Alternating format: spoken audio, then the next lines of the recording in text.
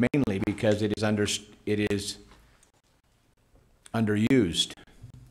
We fail to capture the power of forgiveness because we are afraid of it, because we have grown comfortable in our familiar wounds, or because we are sinfully stubborn. But the power is there, waiting for us. Thank you. In this time of political strife, forgiveness is probably the tool. Humility is probably the first tool, but forgiveness is probably the second tool that will move more forward than anything else we could do. So thank you very much. We'll move into item number E, consent. Item number 1 under consent, request for approval of warrants 418011 to 418327 and 1104 to 1118 in the amount of $2,177,232.38.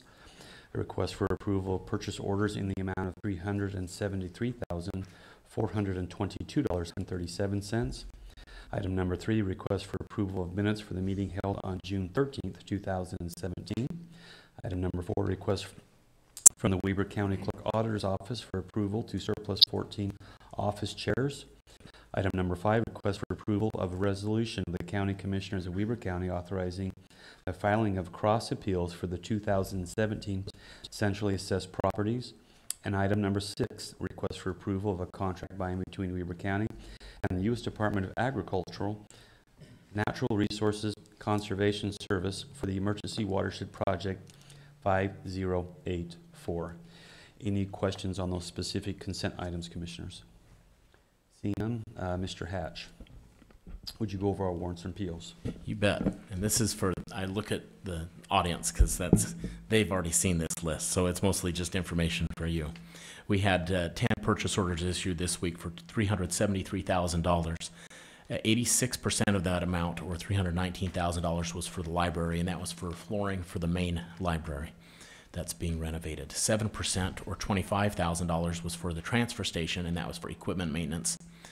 5%, or $20,000, was for the garage, and that was for auto parts. We issued 332 checks this week for $2.2 million. 35% of that amount, or $770,000, was medical and dental insurance payments made for county employees. 20%, or $427,000, was for the 3500 West Road construction project. 8%, or $169,000, was for human services. That's the monthly payment that the county makes to that organization. 5%, or $116,000, was for the jail, and that was split between utilities, culinary, medical supplies, and counseling services. And then another 5%, or $114,000, was for our public defender's office, and that was primarily contracted services with our public defenders. That's all. Thank you very much. Any questions, Commissioners? I have none and move for approval. I have a motion and a second. Any further discussion? Seeing none, all in favor say aye. Aye. Thank you. Any opposed? Consent items pass. Under action items, under F, number 1, request for approval of a contract by and between Weber County and William Morris Endeavor Entertainment, LLC, to have the Jordan Roger perform at the 2017 Weber County Fair. Jan Wilson. Good morning, Commissioners. Good morning, Jan. Morning. Okay, this gentleman is a new and upcomer. He was on The Voice. His name is Jordan Rager, and we're asking for you to approve a contract today between Weber County and William Morris so that we could have him at the fair on Friday, August 11th. Thoughts? Many, but I'll just keep them to myself. This will be an awesome activity, along with, I think you've got ultimate fighting that night and the horse polls. It's a big night. Friday night will be a huge night with a concert, MMA, horse polls, and now incorporating a dance into the riding arena. So Awesome. And what's the cost of this concert to those who choose to attend the fair, it's Ms. actually Wilson? free with fair admission. What a value. I would move for approval of this contract. Number? No number. Number 0. We don't number the contracts anymore. Do I have a second on the motion? Second. I have a motion and a second. Any further discussion on contract 0? All in favor say aye. Aye. Any opposed? Thanks, It passes. Commissioners. Thank you very much, Jen. Item number 2, request Been 6 months. request for approval of contract by and between Weber County and the following cities for law enforcement contract services: Huntsville Town, Washington Terrace City, Uinta City, Far West City, Plain City, Marietta Slaterville City, West Haven City, and Hooper City. Stephanie Ebert, Good morning. good morning.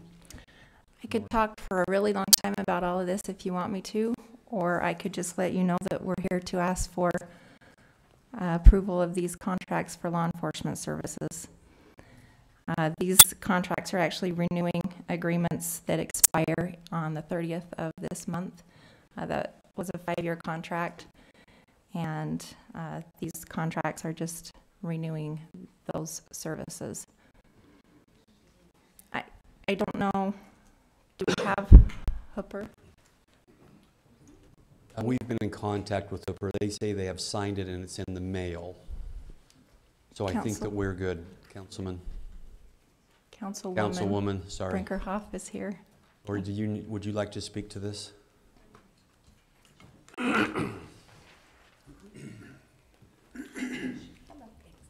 Good morning. Certainly, I'll give a summary of where we stand on this as this has developed. Yes, I'm aware we did receive a copy of that contract. It was being reviewed. Obviously, there was emails exchanged, a couple of questions about the amendments there. We did have an emergency meeting via text on Friday. I offered approval of that contract along with Councilman Hill and Councilman Cook. And so there was 2 dissenting votes on that. I'll say the names are leaving me, Councilman Schofield and Councilman Osler were a no vote. But we are in agreement that this is the best at this time. So it has been signed, it has been ratified. Mayor was seeking to find you on Friday, and so that will be delivered. But yes, we feel like this will be the best thing as we go forward. Thank you. So we look to a continued relationship with Weber County Sheriffs, and we have seen an uptick in their enforcement out there. So we are getting more for our money, and we are very appreciative of that and our ongoing positive continued relationship with you. Thank you very much, and thank you for the work. So is that the only city contract that we don't have back? That's correct. So everything on our list is, Has been approved by the By the cities. city. Yes. so even though we don't have that contract signed, Dave, from Hooper City back in our possession, we could approve it on our end, couldn't we, as part of that, and then wait for that to happen. Okay.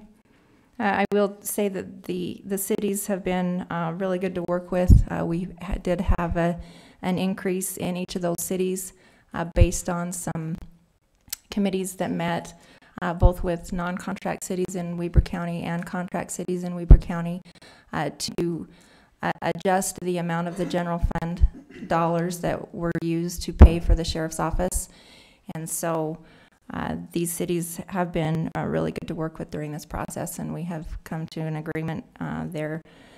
Although it was a little bit painful, we feel like this is good moving forward, and we do have another 5-year contract, and that's what this is. And can I make a comment? I just thought it was good to it might be interesting to point out, from time to time, resources are shifted and allocated for different reasons and different needs, and I'm appreciative that Hooper has seen some additional resource there recently. For example, I thought it was interesting, I spent some time up on Pineview kind of observing some of the changes that have been going on up there the last little while. On my way out of the marina, I saw 3 cars pulled over on that one street between the checkpoint, the Forest Service gate, and State Road 39. So obviously that's, I think Huntsville was getting a pretty good deal that day with a little bit of a blitz that was going on. Sometimes we have to, that's the beauty of these contracts, is you can move resources fairly, to handle difficult situations, and it seems like that's working pretty good. So I agree. The shared resources that we have available to assist in our cities and non-contract cities as well is really advantageous, I think, to everybody. So.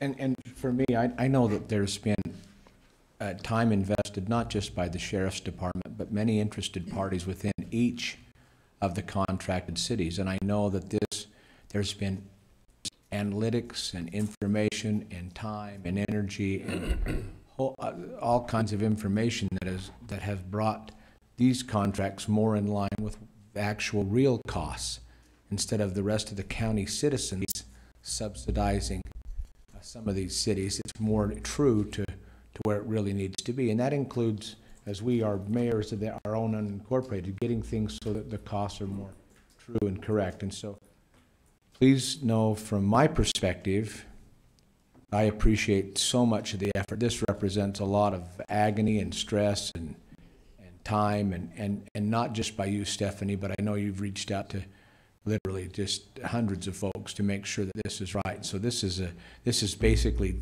kind of an approval or a suggestion for approval of hundreds or thousands of hours to make it right. And I wanted to thank you, if you'll just let the others know about Sure. that. This is awesome. Yeah, we have been working on this really since at least last fall, so it's been a long process. And again, the second half of this is developing the relationship with those contract cities where they feel like they're receiving a value and the issues and or concerns that they have as a community are being met in a timely manner. And I talked to Lieutenant Burns about this on several different occasions, on the importance of having very open communication and being very responsive to the needs of the contract city. So I think that's another valuable outcome of this, is we've had a lot of dialogue and a lot of communication. We hope that continues. So thank you for the tremendous amount of work that's been put into these contracts. So that being said, if we don't have any further questions or concerns, I'm open for a motion. I'll make the motion that we approve the contracts between Weber County and the following cities: Huntsville Town, Washington Terrace City, Uinta City, Far West City, Plain City, Marriott Slaterville City, West Haven City, and Hooper City. Second. I have a motion and a second. There are resolutions with these, is that right? I believe yes, I think some of the cities require that, some don't. Dave? What was the question? Resolution. You want individual resolutions on each city contract? Some of these have resolutions. Resolution isn't required unless it requires a change in the city's budget, so we leave it up to the cities whether they're going to do it or not. The county, there's not a change in budget, so we can okay. require resolution on our part. So no resolution from the county perspective, but the cities can pass a resolution as Hooper did. Yeah. So it wouldn't need to be a resolution on our end if they require it? Just on there or something? Yeah, So I we can believe, we can just, as a contract? yeah, I believe Reed Richards had prepared one, and that's why Fatima has one. So if we don't need one, that's fine. I have a motion and a second to approve the contracts as listed. Any further discussion? There's no number to them, correct? Contracts 00. All in favor say aye. Aye. Any opposed? It passes. Thank you very much, Stephanie. Item number 3, request for approval of a contract by and between Weber County and the State of Utah, Weber District and Juvenile Court, amending the annual contract amount. Stephanie. We do have a contract with the State of Utah District and Juvenile Courts, and that is subject to an annual review for the actual contract amount. This year, the court actually, all of the courts across the state were required to cut their budget, and this resulted in a decrease in our contract of $83,724 this year to our contract. So that being said, we did meet with the contract or the court administrator and let them know that that would mean that we would be having to cut a staff member from the court. So this contract is effective, or this amendment is effective on July 1st, and it runs for the following year, and we will be having to cut a position. So an FTE will be reduced out of the sheriff's office? That's correct. Specific. Yes. Statutorily in Title 17, it does require that we do assign law enforcement officers as bailiffs and court security officers, so we are required to do so.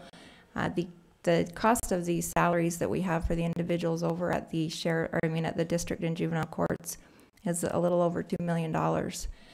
And the court is offering to pay us $688,000. So it's not a great deal for us, but we do have that requirement, so. Well, and I think, again, that's probably a discussion for another day, working through negotiating on that $1.34 million difference. But where we are specific to this contract, do we have any questions, commissioners? That's what they have to do. So I don't have any questions. Unless there's any others, I'll move for approval with the contract between Weber County and the state of Utah, Weber District and Juvenile Court. I have a motion. I have a second. I'll second. I have a motion and a second. Any further discussion? All in favor say aye. Aye. Any opposed? It passes. Thank you very much. Item number 4, request for approval of a contract by and between Weber County and Mary Ann Ellis for an addendum to an agreement for indigent defense attorney in juvenile court. Mr. Brian Barron. Good morning, Commissioners. Good morning. This is an addendum to the contract of an existing public defender, Mary Ann Ellis. Her primary responsibility in the juvenile court is to represent parents. However, she has agreed to take on some additional responsibility and cover the juvenile detention hearings. Those hearings are required by statute anytime a juvenile is picked up by police and dropped off out of the detention center. The court has to have a hearing to determine if they can hold that juvenile in the detention center or if there's a less restrictive alternative that's available. And the court has been asking for us to have a public defender there at those hearings. So Mary Ann's agreed to go out there and do that Monday, Tuesday, Thursday, and Friday for an extra $400 a month. This contract is only for 3 months. The reason for that is we've got some changes coming down to the law that will become effective in August. And so we're going to reevaluate the situation in September and see if there's a more efficient way to provide this service. How will those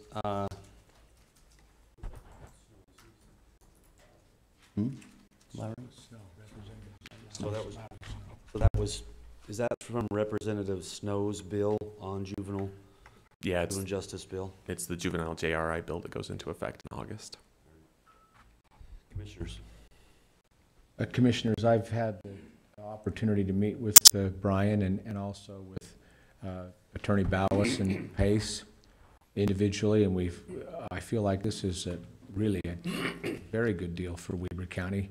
It was going to be 5 or 6 times this amount, and then we've also we had some thoughts and ideas that we presented to all the juvenile court justices, and they've come on board and embraced it. So this, I think, is a very efficient and good way to do it. I'm glad we put the extra time and energy into it, but I think it's a great deal for Weber County, and it'll be especially, the most important, it'll be good for the youth who need representation right up front.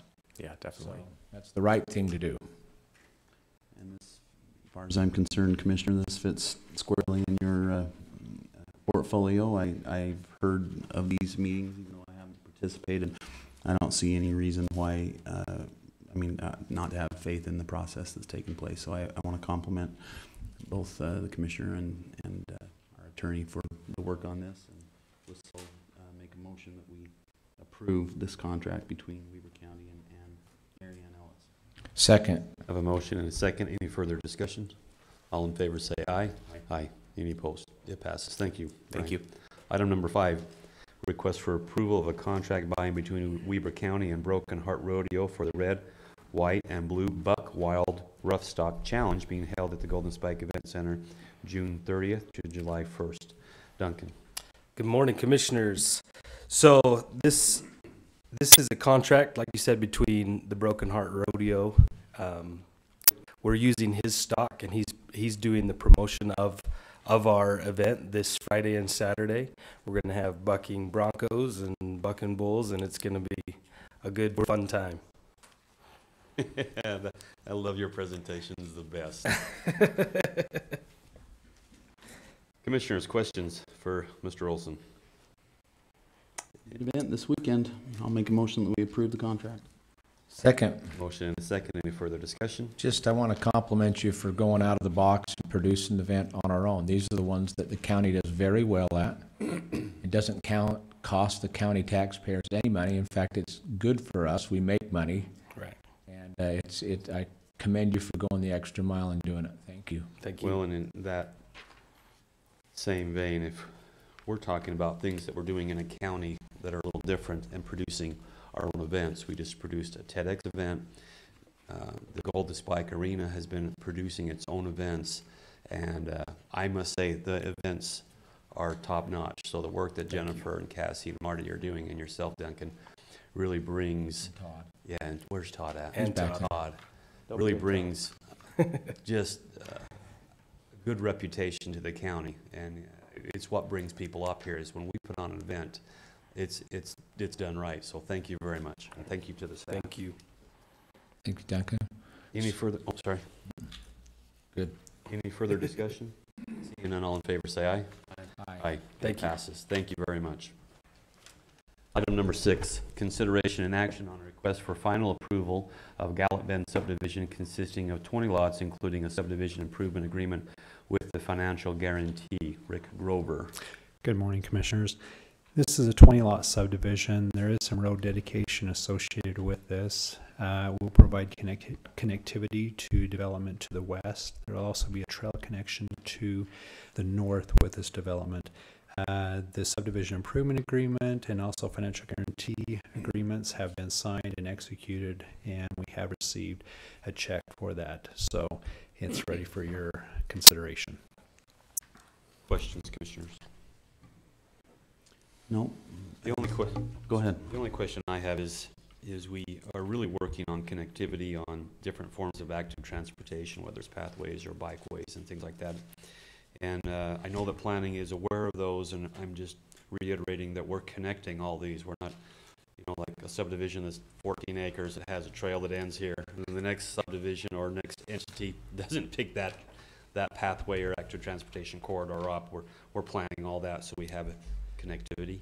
Right. The trail connection to the north, the reason for that is we wanted a road to go through there, but because of topography issues, it's really not feasible. So we wanted a trail connection so that when we do have future development to that area, we get that connectivity.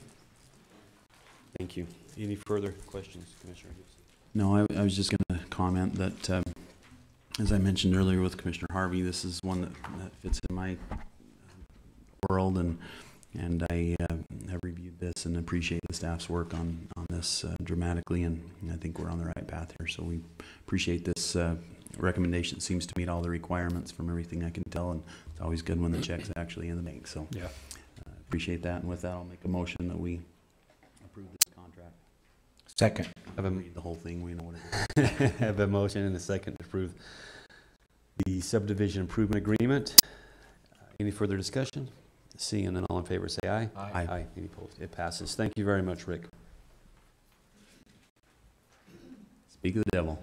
Item number 8, request for approval of a resolution of the County Commissioners, Weber County, appointing members to the, wrong. Number 7, request for approval of an agreement between Weber County and the Wasatch Widgeons Association to provide waterfowl nest structure, predator management, and removal of invasive species at the Kingsfisher Wetland of Observatory Park. Todd Ferrario. Thank you, Commissioners. This is a little bit different for us. This is really an MOU, a stewardship agreement with this nonprofit. With the opening of Observatory Park, the traffic flow in that area is increasing dramatically. We'll have the walking trails will be finished being cut tomorrow. Parking lots are going in, cyclocross park. And this is a group with expertise in this area, which we do not have. So they have put in the nesting boxes already with approval by Mr. Crockett from the Attorney's Office. While we were writing this agreement, we've had over 240 eggs laid in the nesting boxes already. And we'll start attacking the invasive species of plants and some predator control and try to upgrade that whole area that was a little bit out of sight, out of mind. And honestly, the county does not have a wetlands expert. So this is hugely beneficial to the county and to the citizens for the park. So as we were, if you don't mind me starting, as we were really reviewing the park, the fishery the kingfishery really was an issue, and a lot of individuals were concerned on the impact. Correct. And there were some water issues with the fishery. There was actually some concerns that it was not being accessed and used. And we felt very strongly, I know Commissioner Gibson had expressed this several times, that the more we have around these types of, spaces, so to speak, the more they will be accessed and used. And it seems like that's what's started to happen, is the observatory park is used more, then the kingfisher will actually be accessed more, and more people will be aware of it and be able to use it. And that's correct. And the River Parkway goes right by it, but the signage isn't really good.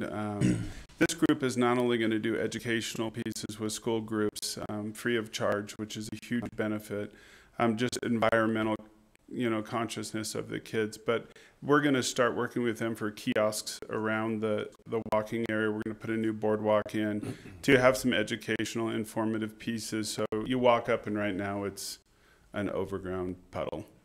And they're doing a great job. They already have jumped in, and we realize that as in all our parks, we need to focus on each aspect of it. And it being in the back of the park, which wasn't even a park up until now, it's been a little forgotten. It's a beautiful area, and their work even to date is pretty astonishing. So it'll move forward from here. And I would just add by saying, just a teeny bit of caution. And I think if you know me, you know where I'm going here. But I think that sometimes we need to remember the focus on balanced multiple use. And I think that's the beauty really of when we hone in on one use that's isolated. And I'm not going to get any more specific than that, but just hope that you'll keep in mind that a lot of times these things really can work together. And we see with a lot of our federal management on public lands and even state management from time to time, people hone in on one particular use and to the detriment of others. And sometimes with water, wetlands, things like that, that can be a real temptation. And I just want to make sure that we are looking at this from the big picture. It'll be a much more usable and valuable asset to our community if we can step back and look at things from a little broader perspective. Right. And we've worked with GIS and we're rerouting trails to make sure that it's not only be usable as a wetland, but that park has many quadrants, of use. And so we're making sure that trails are not obtrusive to one section of the park, but there's a good master plan. And with the help of engineering and surveying, we're actually getting everything GPSed, everything that's currently there, everything we're adding. The new fencing we put in, we actually looked ahead at future proposals for parts and did them as if it was going to happen or not. So we're looking at that for sure. Overall, I'm super happy with where we're at with this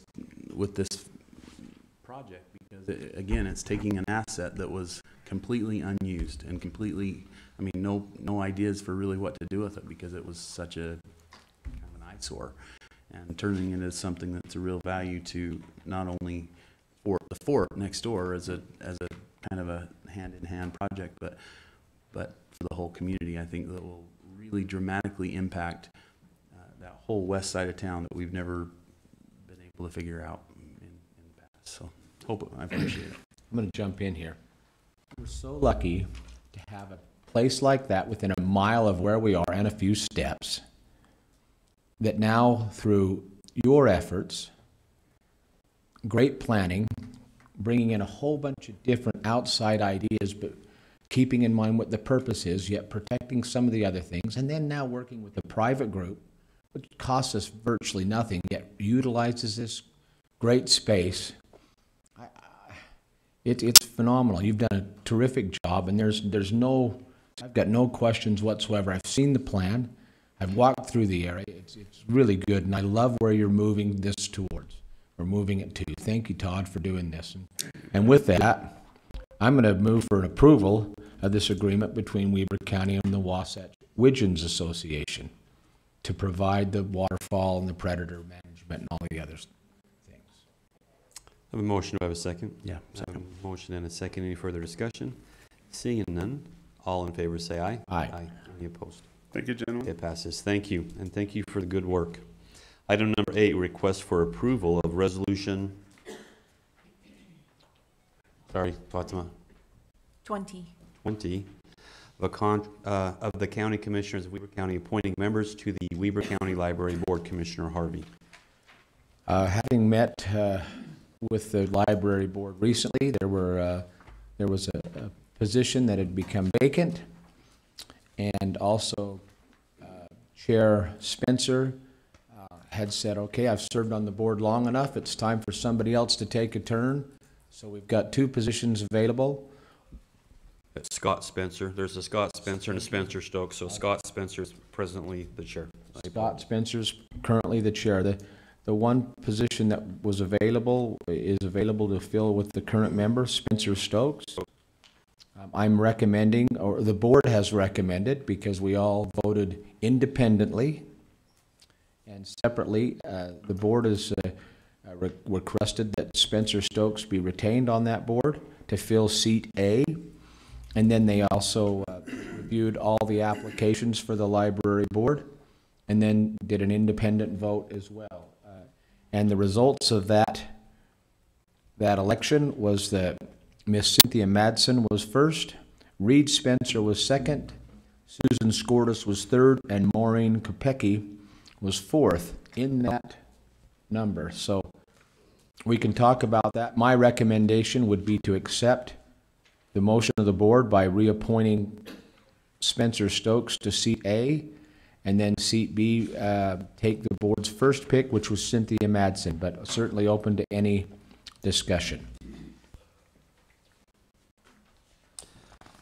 Questions? Commissioner Gibson. Was that made in the motion, in the form of a motion? Or It can be. recommendation at this time? Whatever you choose to recognize, Chair Ebert, up to you. Commissioner Gibson, do you have a? I don't know too many of these people. References and qualifications look good. Is the Spencer related to Scott Spencer? Spencer Stokes is not related to Scott Spencer, but Reed Spencer, that's what I is Scott's brother. And Scott's a phenomenal guy, so. Phenomenal. I said that with the retainer in my mouth. I'd rather you not make fun of me in public. Folks, that was a joke. Not really. Okay, fine. So I'll make that in form of a motion that we reappoint Spencer Stokes to seat A, and that we, for seat B, we fill that position with Cynthia Madsen. I have a motion. Do I have a second? I'll second. The motion is second. Do I have any further discussion? Seeing none, all in favor say, excuse me, roll call vote. Fatima? Commissioner Gibson. Aye. Commissioner Harvey. Aye. Chair Ebert. Aye. It passes. Thank you very much. Congratulations to those on the board. It's a tremendous amount of work. Thanks for all of them that were willing to serve. If you know Scott Spencer, he's done a tremendous job as the chair for 2 terms on the library board and moved a lot of work forward. And so please, if you know him, please let him know that you appreciate his service. Item number 9, request for approval of the first reading of an ordinance of the Board of County Commissioners of Weber County relating to the appropriations to a private enterprise project. Mr. Wilson. Thank you, Mr. Chair, Commissioners. As you are probably painfully aware, the Constitution of the state of Utah and the legislature and the courts have constrained the use of taxpayer money to aid private enterprise in many respects. They have provided through the legislature the ability of the county to create RDAs, EDAs, CDAs, and we've even utilized assessment area bonds on occasion. In 2014, the legislature adopted another provision which allows the county commission to go through a process to use taxpayer funds or other resources to aid a private enterprise project. What you have before you today is a first reading, as you indicated, of this structure that we are setting up. This is not to give money to any private enterprise project at this point. It is simply to make this tool available in the future when and if the commission should decide to do so. There are hoops to jump through, including a study, to make sure the value is there for the county, a public hearing on the proposed donation, if you will, and the process we go through to accomplish that. Unless you have questions, I would recommend that you approve this ordinance on first reading. Commissioners, comments or questions? So interesting, as we've spent some time doing economic development, I was unaware of this, but this type of structure was used to move forward several different projects in Salt Lake, projects many of you may be aware of or know. I think one of them that I know off the top of my head was the Rio Tinto Stadium. This tool was used to help facilitate the financial structure of that facility, which has been an amazing facility. And these are the type of facilities I think that or opportunities that are out there for us if we have the right tools. Sometimes what happens is we may not choose to use a tool while other communities surrounding us choose to use a tool, and we lose opportunity to move forward in several different areas, whether it's economic development and or community development. So we wanted to have a tool in our tool bag so we can maintain competitive, hopefully one day a competitive advantage if we can get there, but a competitive nature with other cities and or counties outside of Weber County. Comments? If there's no comments, I'm open for a motion. I'll move approval. Second.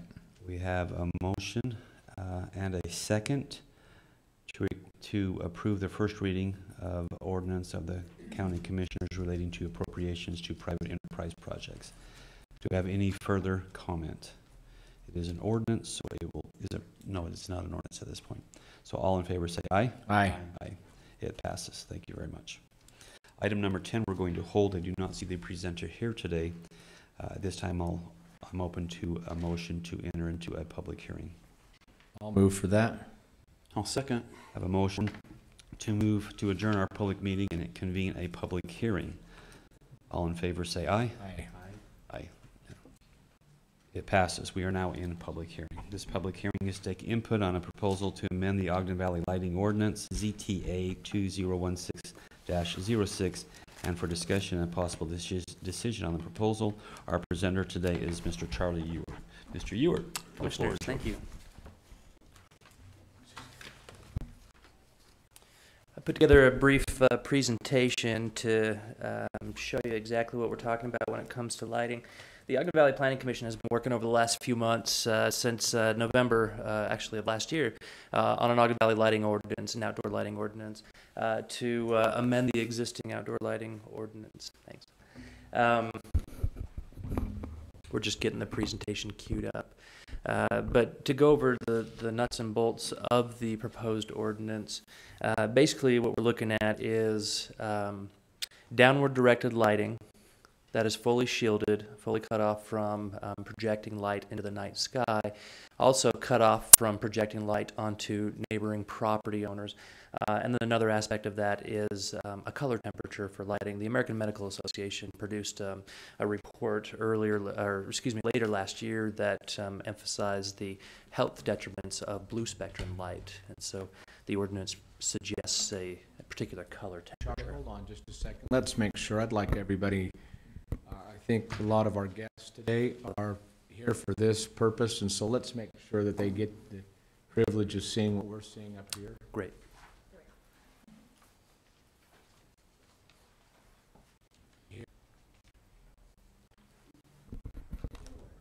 I'm sure it will.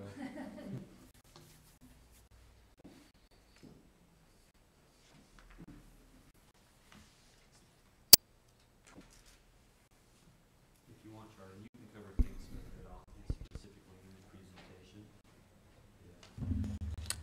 Great.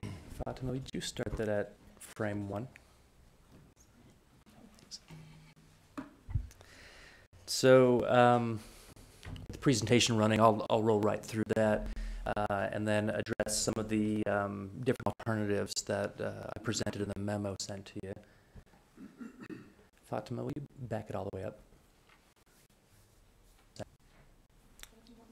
Sorry, just slide 1. There we go. Okay. Sorry, 2 more slides back. 1 more. So what our current ordinance does, we currently have an outdoor lighting ordinance adopted in the year 2000. It's been in place for the last 17 years. It requires full cutoff of a light at the horizontal plane. So if you've got a light bulb, the shielding has to come down to the bottom of that lighting device, that light bulb, so that the light spreads on a horizontal level only and doesn't project up into the night sky. The current ordinance is only applicable to commercial buildings, commercial, industrial, institutional, public buildings, quasi-public buildings, and multifamily uses. What the proposed ordinance, or the ordinance that the Planning Commission have offered to the County Commission as a positive recommendation, it addresses that lighting by adjusting the shielding a little more. It's not the full cutoff at the horizon. It's full cutoff so that that light doesn't project across property boundaries. What that does is that minimizes the light footprint as it reflects off the ground and minimizes the amount of light that's reflected into the night sky. So one thing that our current ordinance does is it has a number of technical words, technical jargon that lighting engineers know what they are, but lay people like myself don't necessarily know what they are, and it's really hard to enforce when you've got technical lighting. And so we focused on the word lumen as the most simple term that we can use when we're talking about light output. And to understand what a lumen is, I've got a minute and a half. Sorry, I got two mouse up here. I don't know why. Just a brief presentation that the federal government has put out.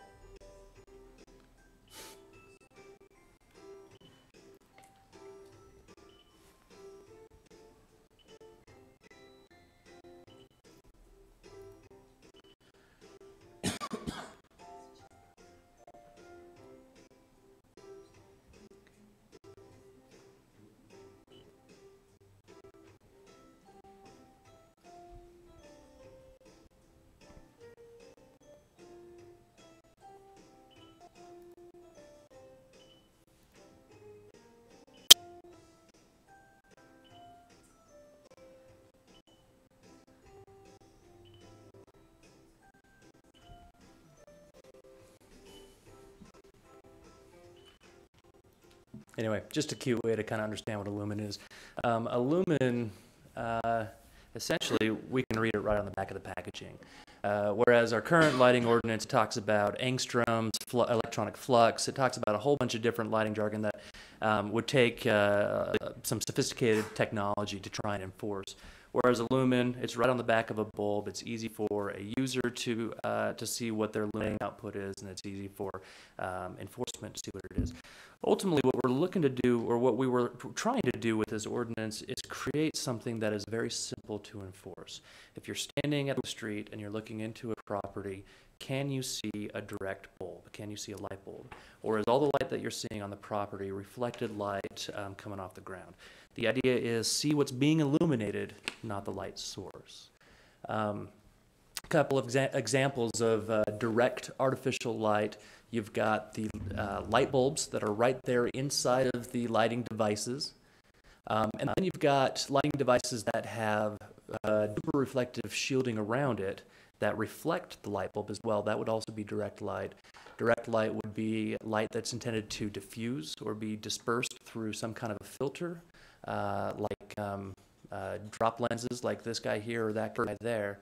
Or if you look at a fully shielded lamp, you could see how the inside of it's not designed to be reflective. The bulb is recessed up inside, and it goes directionally to where the owner is intending to illuminate.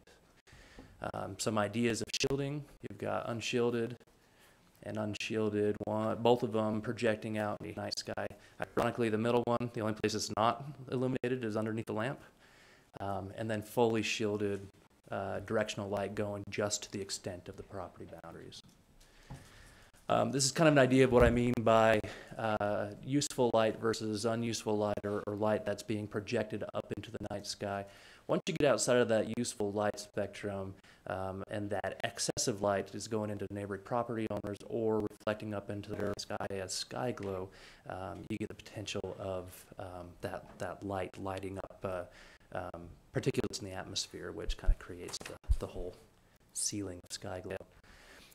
When we were working with the International Dark Sky Association to kind of figure out what we could bring to Weber County if we chose to bring it to Weber County, how do we deal with the existing lighting styles that are already out there?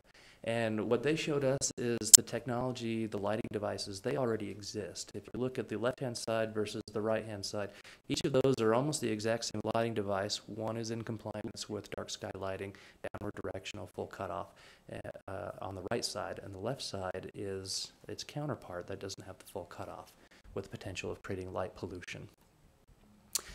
So light trespass versus no light trespass, or overuse of light. You see on the left-hand side, you've got a lot of light illuminating the neighboring building. On the right-hand side, you got downward directional light being cut off at the property line or shielded by a fence or something to that degree. Here's an interesting photo of what light glare does.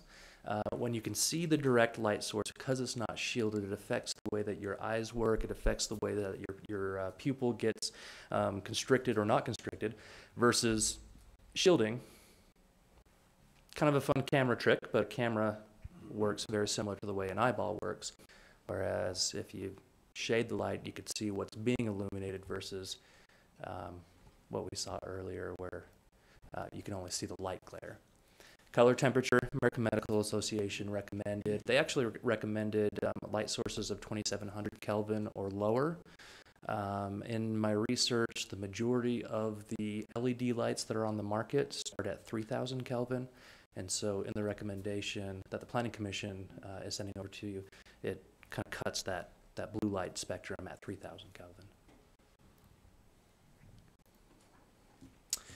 There are, the majority of the lighting types in the proposed ordinance does not regulate how bright a site can be, with the exception of canopy lighting, parking lot lighting, and recreational field lighting. There is a lumen per square foot cap being proposed in the ordinance on each of these. Canopy lighting, for example, you can see this is a dark sky compliant canopy. This is an image taken out of Flagstaff that has a similar kind of ordinance, looking to get pretty dark spaces in their community. The idea is limit the bright intensity transition to the dark as much as you can, so that you don't have a really brightly lit space versus really dark areas. And the idea there is how quickly your eyes can adjust to the change in light intensity. So only those three types have lumen per square foot requirements in the proposed regulation. Everything else, light it up as much as you want to, just shield it so you can't see the bulb from off the property.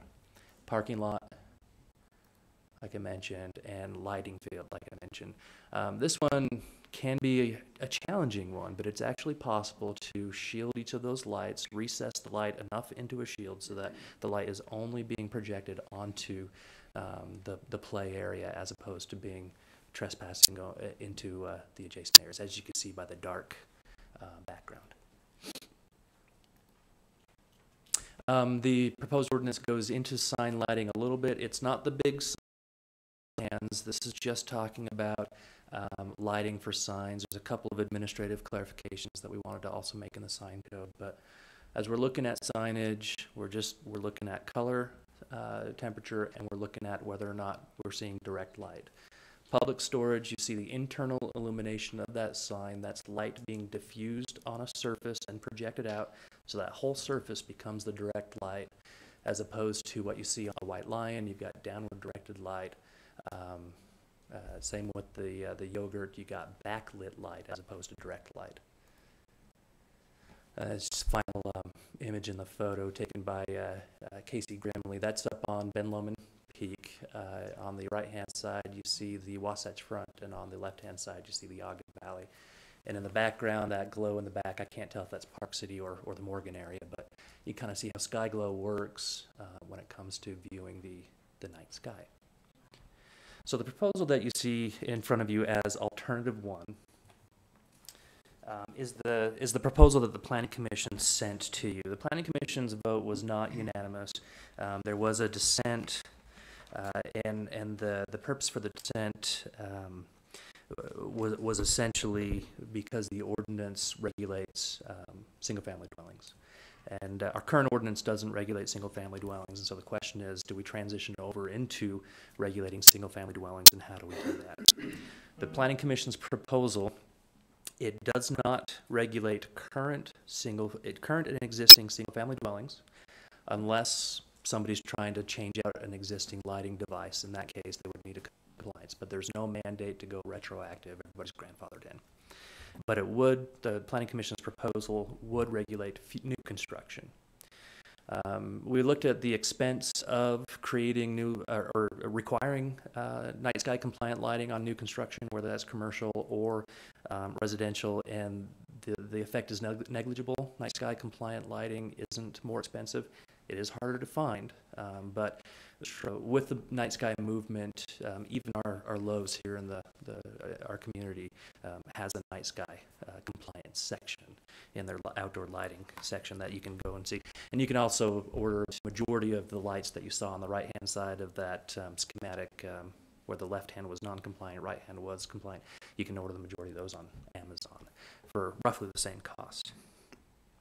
So that's alternative one that's in your memo. Alternative two in your memo is to focus on offering incentives to existing and future residential, essentially exempting all residential except for multifamily, which is 4 family buildings and greater, exempting them from the rule, but offering incentives.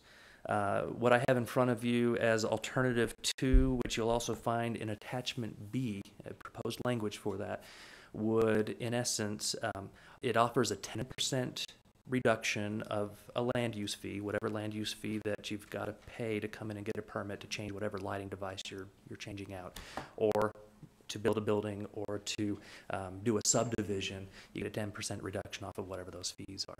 We thought that could be a pretty good carrot, considering July 1st we've got pretty substantial fee increases coming across the board for land use permits. That number can be adjusted. We only talked about 10%, but maybe the number can be 50%, 40%, 100%. I mean, whatever the commission thinks that gets people to voluntarily comply with that dark sky, with the dark sky requirements of the ordinance. What that alternative also does is it would require, in order to get whatever discount the county is offering, it would require a covenant to run with the land saying this is a dark sky compliance site, and we voluntarily opt in to the dark sky provisions of the county ordinance, if it's adopted. And then there's alternative 3. Alternative 3 would be to not vote in the new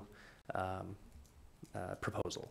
Alternative 3, what I would recommend doing on alternative 3, if you choose to go that direction, is to have staff come back with a resolution. In that resolution, we can create internal programs and internal review mechanisms where staff will work with developers, will work with builders, people who are coming in for an application, to help them understand the benefits of dark sky preservation and encourage and stimulate them to voluntarily comply as they propose their own developments. In doing so, we can still offer things like fee reductions. We can have a mandatory requirement where staff review dark sky subjects with developers, but obviously it wouldn't be mandatory and it wouldn't have the full effect of law in that respect. So I think I've sat down with each of you, you've done your studies on this, and each have good questions. I hope I've answered before. But if you have any questions for me now, I'm more than happy to address any or all of them. Questions, commissioners? I have a few questions. Fire away. First of all, I want to set some groundwork just a little bit to explain where we come from, how we got here. There is no question that there has been a tremendous amount of time and effort and discussion that's been put into this particular concept. I want to commend the members of the Planning Commission for their effort on this, and for the time that they spent to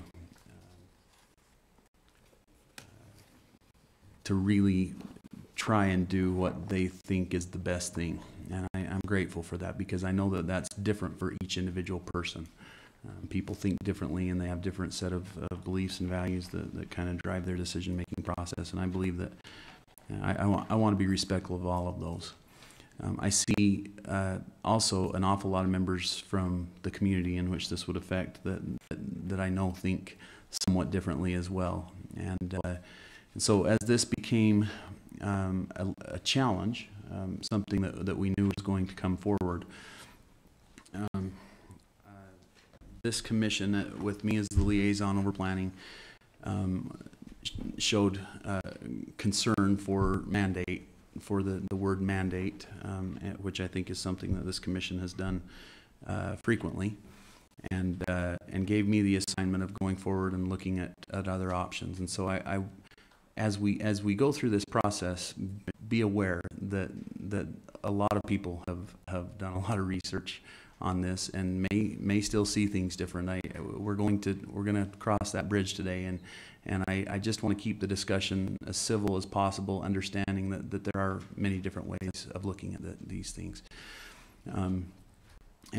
Charlie, I think, has done a good job, along with Rick and the rest of the staff, of trying to represent those, in the best way that they possibly can. So we have a couple of options before us. I mean, frankly, technically there could be 20 or 25 options. Right.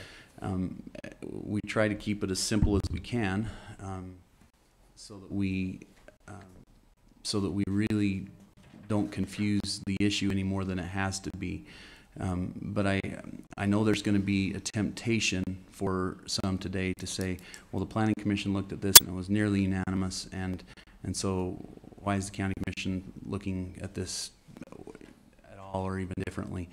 And my answer to that is just to remind folks that there's a role for all of us here. We have an elected fiduciary duty to our constituents, and to do the best that we can to describe these things as we go forward and to make good public policy. So let me just make sure that I understand where we're at here on option number 1, Charlie. There was a couple of questions that I have.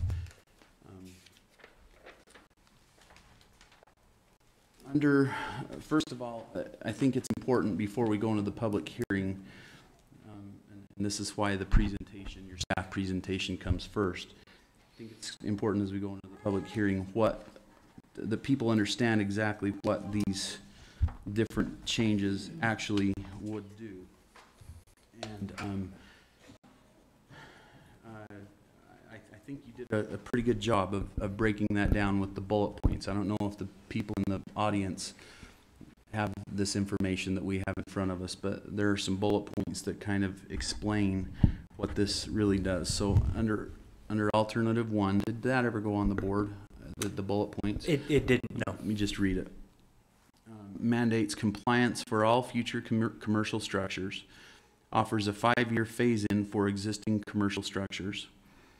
So in 5 years, the mandate would apply to all commercial, whether it's currently in existence or not today. Mandates compliance for all new residential construction. So basically this would extend to any building being built within the boundaries. Exempts existing residential and agricultural structures, although exemptions are an interesting thing because they tend to go away fairly quickly sometimes. And requires that any light fixture modification on an existing residence be modified in compliance with the ordinance. So if you're in an existing home today, any modification would be required to be brought up to the new standard. Right. Is that correct? And is there any type of phase-in on future, or on current residential? No, the Planning Commission opted to not phase in current residential, but to allow that grandfathering to work so long as they're not replacing out any of the existing lights that are there. So in essence, the lighting style is not grandfathered. Those particular lighting devices are. If they come down, they've got to be replaced with something in compliance. Okay. One of the things that I think needs to be pointed out in page 8 of the staff report, which frankly is a pretty big concern to me, is the penalty phase, the punishment of the violation of this ordinance. One of the challenges that we have in ordinances like this is enforcement. I totally get that, but this calls for a Class C misdemeanor for violation. Is that correct? Yeah, a violation of the land use ordinance in general, not just this one, would be constitute a Class C misdemeanor. Under this violation enforcement and implementation section, it expands the type of enforcement that the Planning Commission or that our enforcement officers would otherwise do. It expands it from going straight to a Class C misdemeanor and requires a certain amount of letters and notifications first, education to be disseminated, that kind of stuff. So it's not going straight to Class C. But yeah, ultimately, if an owner refuses to comply when they're required to, it would go Class C. So just for perspective, if you run a stoplight or speed or cause safety issue in that type of a manner, the penalty is an infraction. You go pay the ticket, you're done. This is a higher level than an infraction, correct? Yeah, that's I'm my not a law understanding of the enforcement officer, but explain it. They're Class B misdemeanors. Class B. So what is an infraction? What does an infraction I don't even know mean? what an infraction is. I mean, I think a simple trespass is a Class B misdemeanor. Lon, what kind of infractional crimes do you see? I don't think I've ever wrote an infraction citation. If I can, they've actually changed a number of traffic to items to infractions, so they don't have criminal penalties. I've been gone too long, apparently. I just know that several. You can't be jailed for an infraction. Okay, so that's the difference. Can't be jailed for an Not many infraction. people are jailed for misdemeanors either, but you can be. All right, I just wanted to point out that there is a penalty involved here, and that ought to play into our discussion. There is no, it's okay.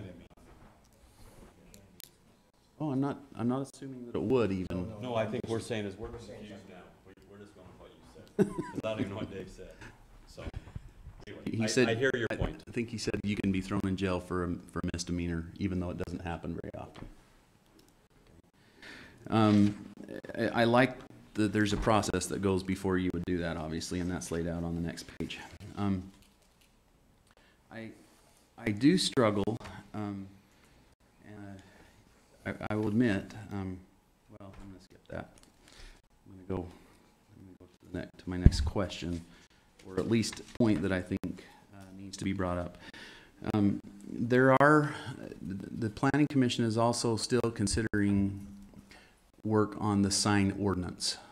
And the sign ordinance is being drafted, or discussion on the sign ordinance is taking place. I know there's been a tremendous amount of input on that as well as this particular item. They do go hand in hand a little bit. In fact, there is language on page 17 of the ordinance, of this ordinance, that does reflect on the sign ordinance and how that should and would happen. And one of my concerns is that this kind of sets the stage or locks in a certain result in a proposed sign ordinance that I think is really a challenge right now, especially with some of the commercial businesses in the area. I know that there's some real concern among businesses, the OVBA and others, as they're represented, that of how this is going to affect their businesses. And so you need to think about what impact these things may have to individual businesses, because I have talked with individual businessmen in that area who have made very, very strong statements, like when we hear this talk of this type of regulation, that they're not thinking or don't care about the impact to my business. And so it almost makes me feel like that whole discussion is simultaneous here with this. And if we approve this particular recommendation as it is today, it will dramatically affect that discussion, or this will be changed as a part of that, because this does take a particular stance on how those businesses will be affected. Yeah, thank you, Commissioner. The OVBA, Ogden Valley Business Association, has submitted an application to amend the sign code, and part of the application, they're still not entirely certain they know all of the ins and outs of what they're asking for. We're working back and forth with them. They did ask for it to run with this ordinance. I did recommend that they separate them apart just because there are different enough issues. But I think you're right. If we adopt this as it is and their proposal suggests some changes, we might be revisiting some of this to make those modifications. Yeah, okay. Anyway, there's a few other things, but I think I would rather wait so that I can hear the public. I know public tends to get restless when we get late into a meeting, and I'd like to hear from them. But I will just, before we do that, just say one last thing, and that is I'm a big supporter of the concept of night skies, dark skies. And I've been a big supporter of the designation in North Fork Park. In fact, I'm really proud of that we were the first park, I think, in the country to have that designation, and we ought to do everything we can, especially on government property, to help that to continue. And I think we have a real opportunity, a real gem there. With that designation, I look forward to it. But I'm interested in hearing how we go about solving this on private property, and I think we have some pretty good options in front of us. So I'm ready. Commissioner Harvey. You said on government property. I want to be clear that we only on Weber County property that we can control, and then have our influence on state and federal and other school and stuff like that. So right. Yeah. And I think that brings up another point, Commissioner, that I think it is important to recognize that we do have a lot of government property within this area, right? Between the 2,800 acre North Fork Park, Forest Service land, which, gosh, I don't know the percentage in the valley, but they're by far the largest property owner, maybe larger than. Maybe more Forest Service land than private property. I'm not sure. A little bit more for Forest Service, but not much. Commissioner Harvey, any other questions? So a couple quick questions. What is our present designation class, or is it in a class? Do they do classifications for dark skies, like I don't know the answer to that lead gold, question. lead silver? Oh, lead? sorry, I do know that. It's bronze. The North Fork Park has received bronze. Bronze, good or bad? I don't know what that means. I think it's third. I think Third. bronze, gold, and platinum. How many levels are they? I don't know. 3? I don't know the answer to the question. Bronze, gold, and platinum. Okay. And so we're just right there at the very edge right now. Is that correct? That's my understanding, that we are on the lower side. Is our penalty that's being proposed any more severe than other types of penalties specific to building codes? Specific to violation of the land use code? No. Are there other communities around us that are presently designated night sky communities? There are a number of communities that are working on night sky designation. We've got other communities that have adopted ordinances. That's what I'm asking you, that are night sky compliant. Someone told me that Mountain Green is. I'm wondering if that's true or not, and if we have any other communities that surround us that are. They weren't when I was working there, but that was 3.5, 4 years ago. The draft ordinance that you see in front of you is modeled after Ketchum, Idaho, a resort-oriented community, Jackson, Wyoming, resort-oriented community, and Springdale, Utah, which is the gateway to Zions National Park, another resort-oriented community. Each of them actually have some level of greater strictness than what we're proposing here. And do we presently have any night sky ordinances as far as building or requirements? We do. Yeah, we've got one that was adopted in the year 2000, so it's a 17-year-old. How is this more restrictive? What are we doing to build upon what we had before, besides the angling, a little bit of a percentage of angle? That's it. The angle of light and the ease of execution of the ordinance. Right now, if I were to pull up that ordinance, there's a whole table that talks about certain kinds of light bulbs, which the type of light bulb is not important. It's how much light each light bulb So is it mandatory right now? on certain uses: commercial, industrial, institutional, public and quasi-public, and multifamily. So the only residential is multifamily, not single family? Yeah, and multifamily is 4 or more. Okay. All right, those are the only questions I have. If we don't have any other questions, let's go ahead and open up the public input. We would ask you, as Commissioner Gibson has already touched on, let's please be civil in nature. Everyone will have a different opinion. Let's be respectful of each other's opinions. We are asking you to speak at a 3-minute limit. We will have a timer over there. We appreciate your input. We would ask that you would state your name and where you live, so Fatima can have that on the record. Let's begin. Good morning, Commissioners. My name is Gage Froer. I live in Huntsville, Utah, and I'm here to speak for dark skies. In fact, I was an advocate, major supporter, worked with Representative Bishop's office to make sure that that designation was given to North Fork Park, which I believe is a very important and integral part of Ogden Valley. So make no mistake about it, and I'm happy to go public, that I support dark skies. But also let me be clear, what I don't support is mandates. I've worked the last 11 years in the legislature against mandates, and I'm against mandates for really 2 reasons. First reason is it takes away personal freedoms, it takes away property rights, it takes away the rights of individuals to make decisions on what they think is best, rather than what some form of government, especially a political subdivision of the state, may feel. So I feel that if you look at personal rights, people will do the right thing. The other part that concerns me with mandates is the physical note. We haven't talked about the cost of enforcement. Obviously, it'd be cost of enforcement. We talked about a Class C misdemeanor, which in my opinion, we've worked very hard at the state to reduce Class C misdemeanors and other misdemeanors so we keep people out of our correction facilities. I think this is taking a wrong stance for something that somebody may want to do on their personal property. So with that being said, I would recommend that this commission take a strong look at either putting this on hold until some type of incentive-based program can be used. If you look across the state, you take a look at Washington County, certain areas around St. George, they have similar statutes in place, but they're voluntary.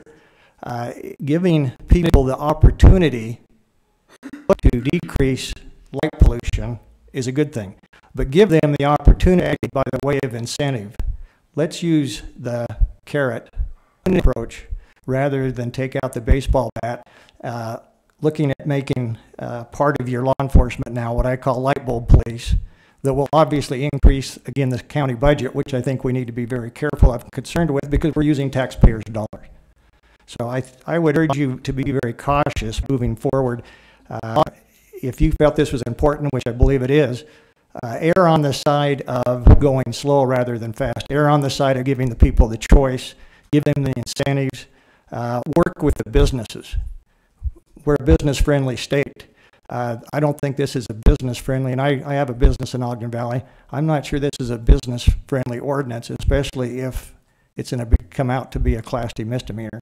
So I'd be very cautious. I just appreciate your opportunity to let me speak about this, and urge you the best of luck with this vote today. Thank you.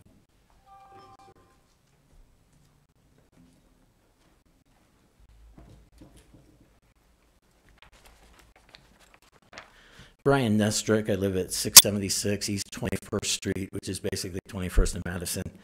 And I'm not opposed to dark skies. Nobody would argue if you go to Zion's Park how beautiful the sky is. That picture was beautiful, but I don't believe for 1 second that's what it looks like with your eyeball from up there. I believe that was enhanced to make your point. I travel every day by Front Runner, and I use the bus, the trains in Salt Lake, and Front Runner Station is using lighting that you can't see the light bulbs and that things are, directed downward, and it's horrible. Okay, so I'm not against dark skies, but I am against streets that aren't well lit. I am against the fact that 21st Street ramp to I-15 and 84, there's no lights. 5 and 6 lane highways going through our city, there's no lights. I thought it was required by law. So I'm going to represent the opposite side of things here, because if I have a light bulb that interferes with my neighbor, isn't it that you just go to your neighbor and say, hey neighbor, I like that you're trying to light things up, but I think that's the way it should be handled first. Not all this. I'm totally against what I heard today. And the main reason, the cities that you said were used for the study, they're way smaller than our area. The Ogden metropolitan area, which is a 4-county area, is 646,000 people based on 2015 census. How do you expect to have a dark sky with the population that big and ever increasing? We've got people flooding into our county. I'm not opposed to us trying to be smart with our lighting, and I'm not opposed to that. I am opposed to what's being proposed here today, and I ask you to close Pandora's box, put it on hold, have more discussion. And I agree with the first gentleman, given the opportunity to do the right thing, given good education to our residents, they're going to choose a better light bulb if they can, especially if it doesn't cost them any more. I have LED lighting in my own house. North Ogden just went with LED lighting on Washington Boulevard, and I like that. And I don't agree with the color spectrum thing and everything that's been proposed. Number one, I would love somebody that's for the dark skies to win me over. I'm open. I've got an open mind to this, and again, I know how beautiful a dark sky is, but I think it's completely unreasonable for a metropolitan area like this side of the mountain to expect to have that. It's not going to happen. It's going to get worse in the future. So I'm okay with trying to educate people on, hey, let's use better light bulbs. Hey, let's have it, light the parking lot. But public places that are already using this lighting, it's horrible. When I go to Front Runner Station, I want to see where I'm walking. When you come off the platform, it's totally dark. Where the buses are, it's totally dark. They're using this reflective lighting that goes up, and supposed to reflect off of that metal, whatever. It's horrible. It's horrible lighting. So, and I love when I get off the Front Runner train and I see the lights from the ball game. I think it's great. So anyways, I would just ask you to table this and have more conversation. Totally against all this mandate and enforcing. People should have the right, especially businesses, to do what works best for their business. Thank you. Thank you.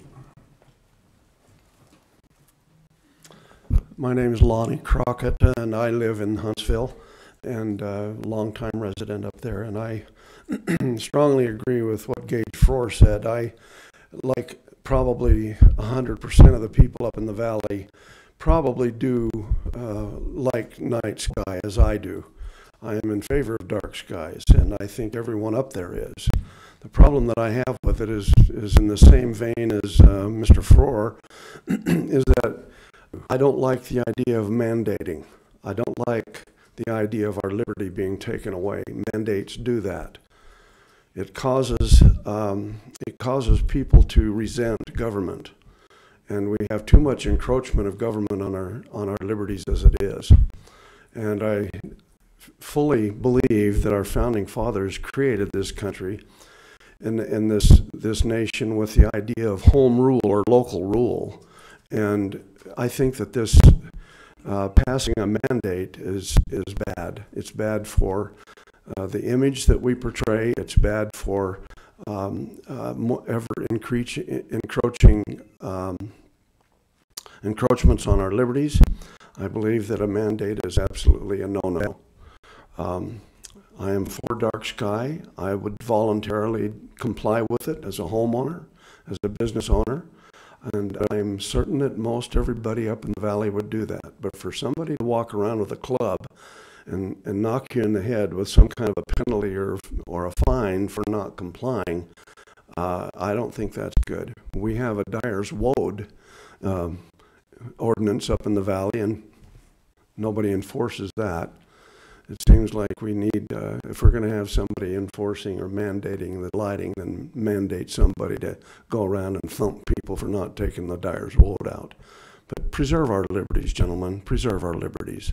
This is one nation under God and who has endowed us with our liberties. Let us keep our liberties. We will voluntarily comply and probably keep our lighting as it should be and as it is wanted up there. Thank you for your time. Thank you.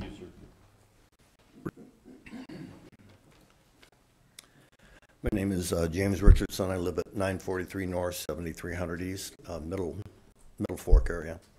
I appreciate the idea of having a dark sky. It enhances the rural character of our valley. So as far as that goes, I'm appreciative of that. And when the North Fork Park incentive went up, I looked around my house, as I'm sure many of my neighbors did, and said, oh, I've got a porch light. Look at that thing. It's got glass on the top. It's shining up. And the educational value was, well, can I fix that? It was easy. I just took some tin foil, I put it around the inside. Most of the slide that showed the different varieties of dark sky approved and non-dark sky approved, it's not technology, it's a mechanical device that shields. That's all it is. So it'd be very easy to retrofit or enhance my lights, for example, to make them dark sky compliant. There's no reason to have a mandate to do that. The voluntary nature of our valley is we want to have that rural thing, and I really think that the citizens will do that. There are some yard lights, I call them. When I moved in the valley 33 years ago, you could look across the valley and see a yard light on a telephone pole that was up, 30 feet.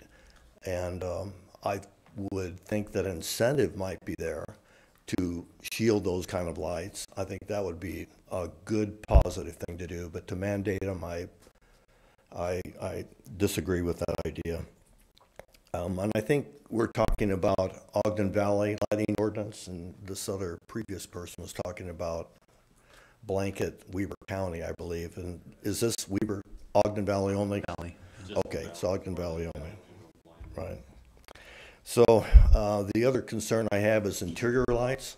I know a lot of those interior lights in my home, for example, if I have a desk lamp or something, it shines out directly into the night sky. And I assume those are not being covered by this ordinance. What kind of light did you say? Oh, interior lights? Interior lights. They're not under this ordinance. Right, okay. As far as the penalty goes, I would say if there's ever going to be something, it would be a minor fine. I think a Class D demeanor is way over the top. I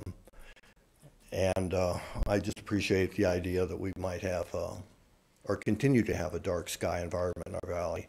And that picture that he showed, I've seen that before, and I've seen the northern lights in our valley before because we have a dark sky. Thank you. Thank you.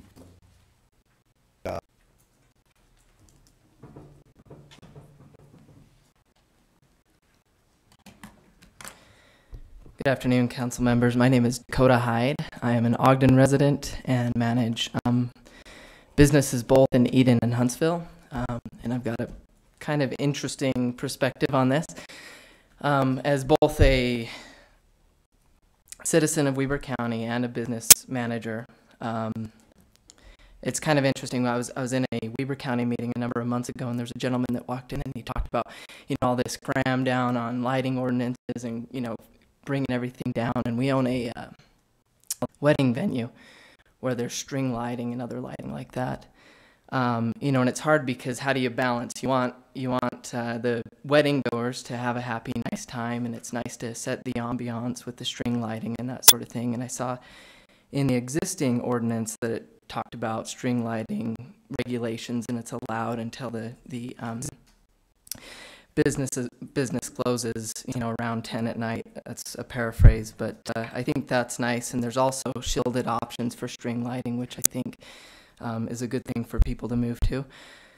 I recently acquired an 8-inch telescope from a professor at Weber State.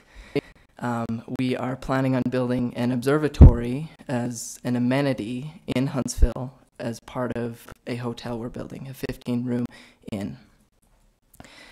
Like I said, I have an interesting perspective on this. So I'm first a business owner, and secondly, also want the dark sky initiatives. I think it is a very good thing to be focused on the Dark Sky initiative right now. You have the opportunity to do something very special. It's easy to fill the night sky with light. It's easy to pollute the night sky with light. You have the opportunity to do something special in a small mountain valley with 3 resorts to keep the sky dark. The latest study I saw is that the population of the valley is scheduled to double in the next 15 years. So if there aren't some regulations in place, there will be a lot more dark sky, a lot more light pollutions that will come with that, and that risks the Liberty's Dark Sky Park accreditation going away. So I guess in short, what I'd like to say is that I am all for incentive-based solutions here. I liked Alternative 2, talking about a 10% reduction in the land use fee for new construction. And I think it's interesting because we've spoken about liberties and freedoms today. I think one thing that should be kept in mind is that the property rights of people need to be balanced against the property rights of their neighbors. So if there's a property owner who wants light, that's great. I think they should shield it, and I think it should be balanced against the property rights of the neighbor who may want to see the night sky. I did a little bit of astronomy last week down in Ogden. Had a very, very difficult time finding any deep sky objects like the Whirlpool Galaxy or anything like that. In fact, I couldn't see it. 2 days later, when I went to Huntsville, I was able to see the Andromeda Galaxy with my naked eye. I had to use a little bit of averted vision, but it looked great. I was able to see the Milky Way in all its glory. I know the gentleman back here thought that the photograph earlier wasn't a fair representation of the night sky up there. Yes, he is true in stating that that's not how you see it with your eyes, as it is an extended exposure. But if you walk outside, you let your eyes adjust for 30, 45 minutes, and you let your sight adjust. Believe me, there's a lot that you can see, and it's a wonderful thing to be able to see the night sky and the Milky Way. In 1994, there was a power outage in LA, and there were thousands of people that walked out and looked up and saw the Milky Way for the first time, and there were a number of calls into 911 saying, what was the cause of this power outage? Was it did the stars grow brighter, and what is that silver, was it caused by that silver cloud? They had never seen the Milky Way before. So I'm all for dark sky. I hope you can implement, and have a strong dark sky ordinance. I do, like Gage 4 stated, like the option to be incentive-based, and I think it should be all-encompassing. I do feel that if you're going to crack down on business owners, everyone else should have to follow same or similar guidelines. Thank you, Dakota. Okay, no problem. And then Ketchum, Jackson, Springdale, and Aspen, they all have great economies, so no problem with the economies there. Thank you very much. Thank you, sir. Hi, Commissioners. My name is Grace Delaney, and I'm a resident of Huntsville at 9366 East Falcon Way. And I've never done anything like this, but I'm here because we moved to the Valley for the rural experience. And just in the last few years, we've just seen multiple homes go up. I'm just going to focus on the residential piece as I live at that end of the Valley. Multiple new homes go up that looks like the Starship Enterprise landed. And that's kind of what I have an issue with. And in our, we have a homeowners, even though we're on large properties. And I'm on an architectural committee for any new builders. So I wanted to be here to understand, how we can work as a community to sort of self-govern on this aspect. One of the things that I didn't hear from this gentleman is anything about going and looking at residents and just replacing bulbs. I mean, I think that's a big part of this. These homes have just put in bright blue lights, and lots of them. And I think to the point where when you're driving by and you're saying, okay, that's obnoxious, something's standing out. And so I guess we all kind of in Huntsville and the Valley wanting the same ends, but it's the means of getting there that's in question. So I don't want to take any more time. That would be my input, that the residential piece is what is impacting a lot of us at the end of town where we don't have that commercial as much. So I'm in agreement that if we're going to ask commercial people to do something, new residents or residents that put in new lighting should look at the color more than anything. To me, that's what has the greatest impact. So thank you. Thank you, Matt.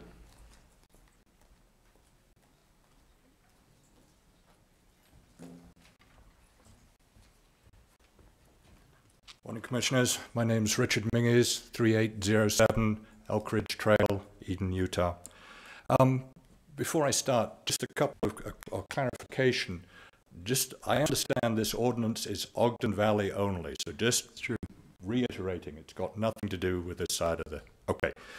And the second thing is, I'd also respectfully request, because obviously you commissioners have had a lot of thought about this process before the meeting, if you've got any specific ideas on how this ordinance might be improved, that perhaps you'd share them as part of the open discussion and not wait until public discussion is cut off, as has happened in the past. So if we could have that, I would really appreciate that.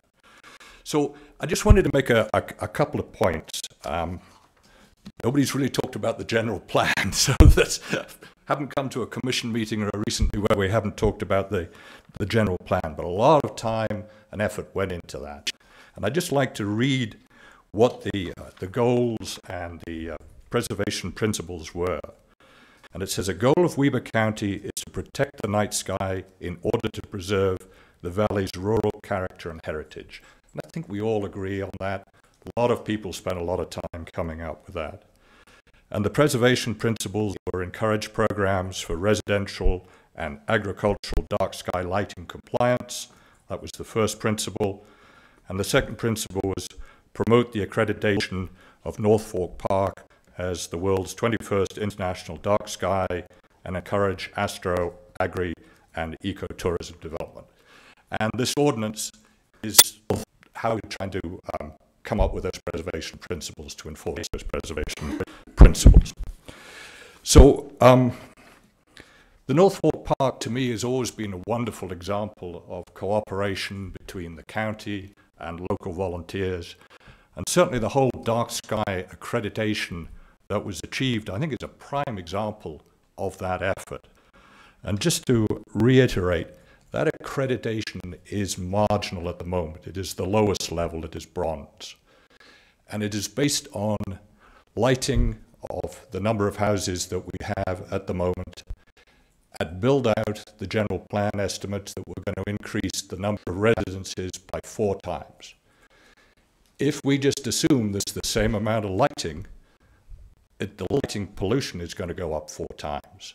And as has been talked about before, if we have LED lighting, which tends to be substantially brighter than some of the old incandescent lighting, it's just going to exacerbate the whole situation. So that Charlie and the Ogden Valley Planning Committee spent a tremendous amount of time in working committees. I think they had 4 or 5 committees that working sessions they did. A lot of very thoughtful discussion. They came up with the different options. They had a lot of different input, as has been shared tonight, and their recommendation was that we ought to go with option 1. I attended a lot of those meetings. I listened to all the hard discussion.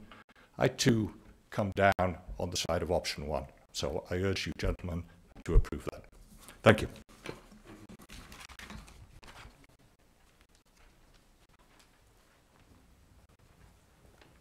Morning, Commissioners. Good morning. My name is Zach Thomas. I'm the representative today of Ogden Valley Starry Nights, and I'm also the president of the Weber High Astronomy Club and the founder of the Weber High Dark Sky Alliance. We're working tirelessly to preserve our dark sky accreditation at North Fork Park and increasing public awareness. And I think this can be done on a large scale. If you look at Flagstaff, Arizona, I'm not currently aware of the population, but they are a dark sky community because of 3 things: because of public education, and then volunteers, and then ordinances like we're talking about today. I'm a manager at Alpine Pizza in Ogden Valley, and as a manager, I talk with different business owners, and many of them are on board with increasing dark sky lights because there's such thing as astrotourism, and a lot of people come up to the valley to experience that. And I think when our skies are darker, more people are going to come up, and it's going to help businesses. So at Weber High, I'm hosting star parties every couple months just to increase the awareness of people my age, and Northwood Park coming up this September. So I think if we increase public education and pass this ordinance, we'll make great progress in Weber County. Thank you. Zach, is it Zach? Is that your name? Do you mind telling me how old you are? I'm 16 years old, sir. I just want to compliment you on your willingness to come speak. Thank you, sir. I'll admit, I can't even imagine having done that at 16. Well done, It's sir. hard to do. Gentlemen, and you are retiring. Good to so see I'm not- you again. So it's a short time, but you guys have a poker face. It's hard to read. You guys are good. But anyway, the last four ladies and gentlemen spoke. They've said a lot of what I wanted to say, so I'm not going to reiterate that. All I really wanted to say is, in 2000, when this was passed, there's some of the commission members that were planning commission members, including myself. We spent an enormous amount of time planning. Staff took us, we got vans, we drove to Roy, we drove to all the different cities in the Lower Valley to look at lighting so we could come up with a ordinance that was fair to the businesses, but at least where they were downlit, and we spent a really lot of time. And we even discussed the residential issue, and that was 17 years ago. So, I mean, we've waited a long time, and it was thought, the same discussions came up, that we don't want to mandate on new construction, those things. I think, in my opinion, the new construction wouldn't be really that onerous because of costs. Costs have come down compared to 17 years ago. I mean, so it's almost a wash. And again, I think possibly a compromise might be on the existing lighting, or the existing homes, an educational process that we could put out on the lighting.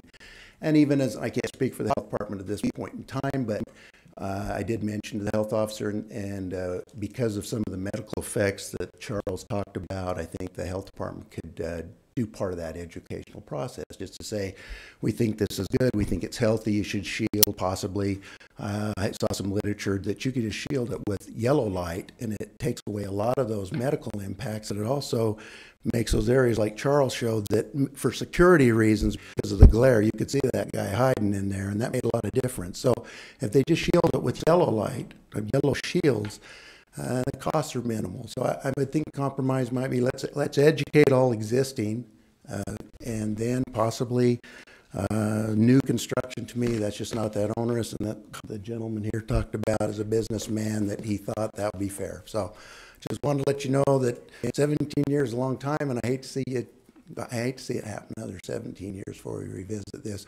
And like the other gentleman said, by then we could lose that designation. And of all those dark sky designations, how many places can you drive 10 miles to see that? So I think if you really want to table this, go with planning staff, take your families, take your kids, go up there and see the Milky Way, because it's true, some people have never seen it. And you don't have to drive very far from here, so thank you. Thank you. Thank you, Lou.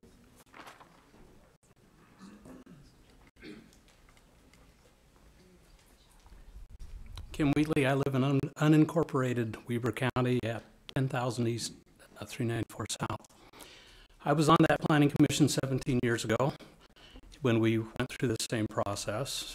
We put in place, and I think it's important to recognize that there is no additional mandate whatsoever in this ordinance compared to the ordinance that currently exists.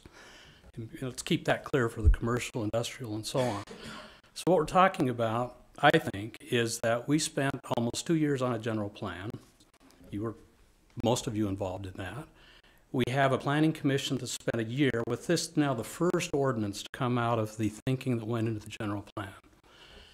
They've come forward board, after a year's study, lots of work, big input from the community saying, you know, one of the ways that we can be different than the other side of the Wasatch Front, a way to continue this sort of respite that we are, 7 miles up Ogden Canyon, people can drive up and they can experience something that they can't experience 7 miles away. So in addition to the temperature drop and so on, we can have a recreational place that's quite different than just 5 miles away.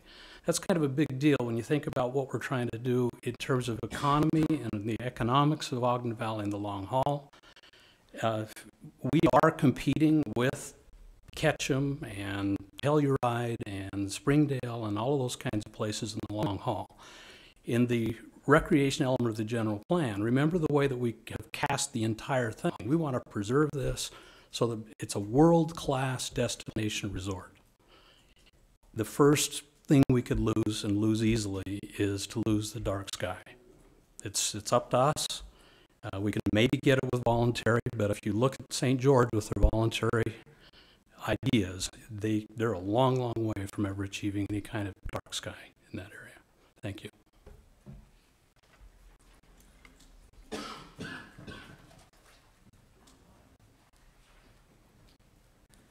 My name's Jeff Burton. Been a Huntsville resident for 37 years, 7401 East, 500 North. Reality is we don't have a dark sky in Ogden Valley. I have a telescope. I've had one for years.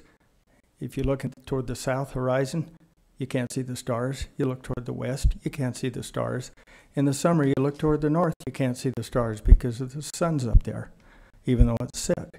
So reality is, if you want a dark sky, go up on Monte, get on the east side, look toward the east, then you have a really dark sky. Humans have to have a place to live. Human habitat is we have lighting. We have it for safety.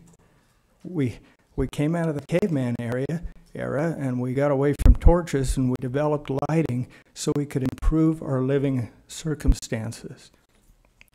I think this whole discussion is we've done a lot of hard work, therefore we ought to take away private property rights.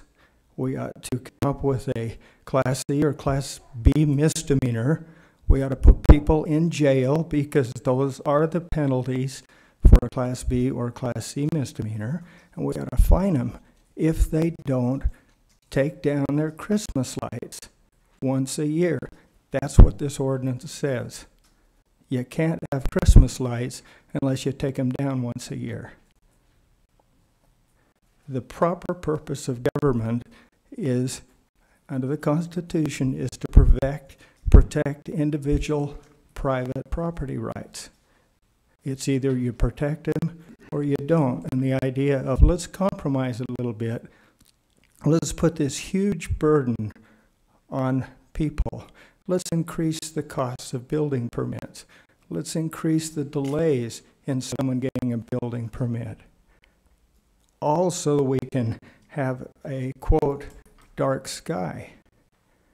When I transferred some property recently, I put a simple restrictive covenant in that no one on that land could have a bare bulb shining across or visible across his property line. One sentence. That solves most of these questions. It's not what is this, 20-page ordinance?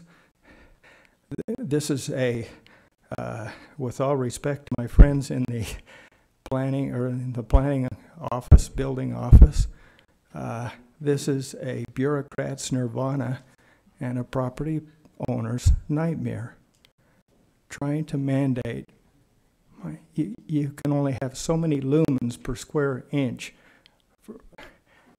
On a residence, if I want to put in some LED lighting to save a little energy, and supposedly part of the benefit of this is we're going to encourage energy savings, I can't do it unless I put in lighting that's 3,000 Kelvin or less, when outdoor lighting really ought to be 4,100 Kelvin to be effective.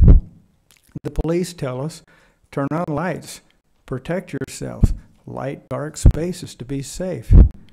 But now the county's going to tell us you can't have outdoor lights because somebody wants to look at the sky. Well, I enjoy the sky. We don't need to mandate these things. We need to educate and encourage people. When people are encouraged, educated, and understand the effect of bare bulbs shining in these neighbors' bedroom windows, they want to do the right thing. But not a 20-page ordinance that puts people in jail potentially. And if you don't want to put them in jail, don't make it a Class B or C misdemeanor. Don't put it in there if you're not going to do it. But encourage people. Thank you, sir. Thank you. Thank you very much.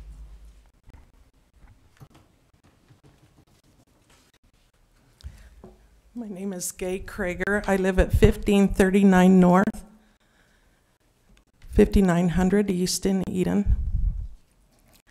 I've heard that it's 75% public land up there. That's a lot. And we don't have to go very far, and we can see that. Actually, I did see that Milky Way the other night. I was pointing it out to my husband. We were out in the yard, and I said, that is amazing. Look at that.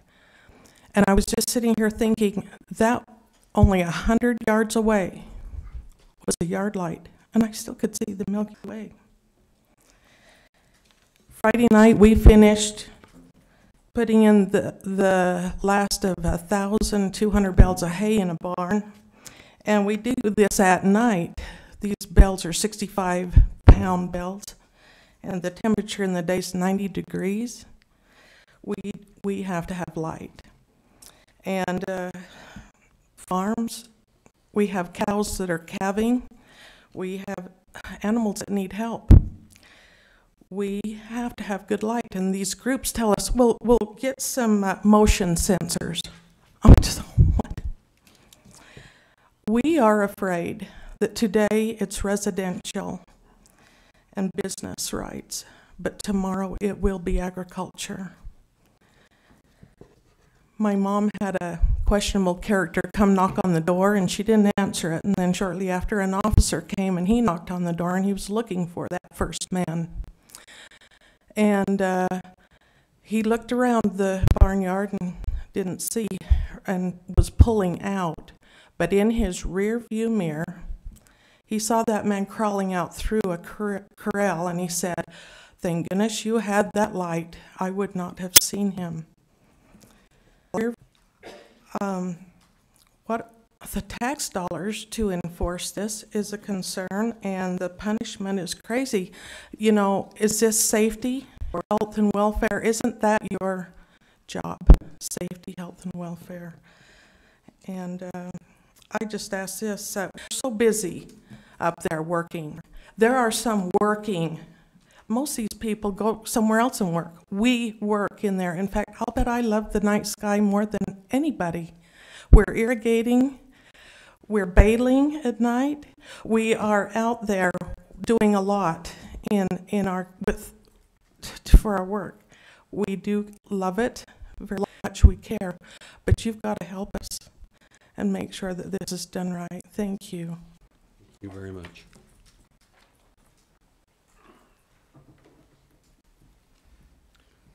Good morning, Commissioners. Appreciate time to talk to you. Gary Fulmer, 3741 Red Hawk Circle in Utah.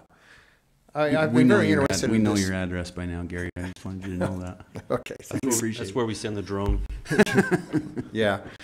Does that count on my time? No, it does not. Give him an extra 12. I have listened to a lot of the comments, and I found them very interesting. And it is going to be a very difficult decision. There's no doubt about that. As far as the last speaker's comments, I don't think this ordinance should affect anybody that's out baling hay at night or calving their cows or anything like that. That's certainly not the intent. I don't believe if it is, it should be changed because that's not right. I've heard comments about businesses and the impact on the potential sign ordinance. That is also a concern, and there's lots of discussion going on about that. I don't think that we want an ordinance here that's going to interfere with the sign ordinance discussion, but you have to be very careful about that. I've also heard it's a Class C and a Class B misdemeanor, but I believe it's only a Class C at present. Isn't that correct? Yeah, it's not a B. And I've also heard that most times misdemeanors at that level, nobody goes to jail. I've also heard a lot about mandates and things like that. Mandates is a difficult word for us. Mr. Crockett points it out, I think, quite well. However, from personal experience, I have a neighbor who lives half a mile away from me. He has motion sensor lights on, and I can sit in my living room at 3 o'clock in the morning and see the shadow on my hand from his light, which is very powerful. It's a motion sensor light for security. Is there a better way to do that? I think there is. He doesn't have to shine on my house. He's more interested about somebody breaking in his house. So can he shine it down? Voluntary compliance is a wonderful thing, but I know this particular individual would not voluntarily change that light. Do I think a mandate to go to jail with Class 3, that seems a bit strong for him, but I think if we're going to do anything in this, we have to have some way to enforce it. Again, Mr. Crockett brings up the Dyers Road dilemma. I mean, we have a lot of volunteers, one of which major one is sitting here in the audience tonight, but it's not being taken care of in the valley.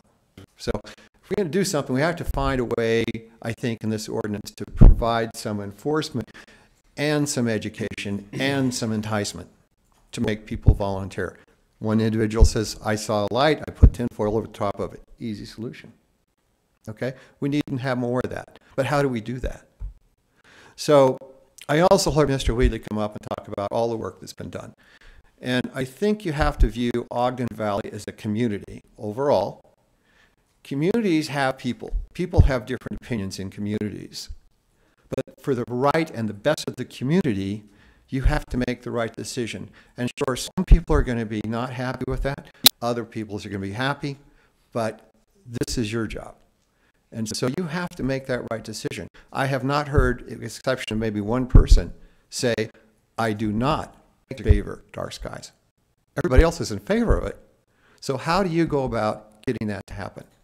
I think you have a difficult decision in front of you, but I would appreciate your concern, as Commissioner Gibson said, about how much work and effort has come in through the community input in that general plan, and even through this ordinance and into the sign ordinance. This is not just a single individual sitting there doing this. This is a major input from the community. So that's my last point. Sorry I took over time. Thanks a lot. Thank you, sir. Hello, I'll make this quick. I know the clock is running. My name is Bonnie Hyde. I live on Elkhorn Drive in Eden. I've lived there for 10 years. I also am a business owner, multiple businesses in Huntsville.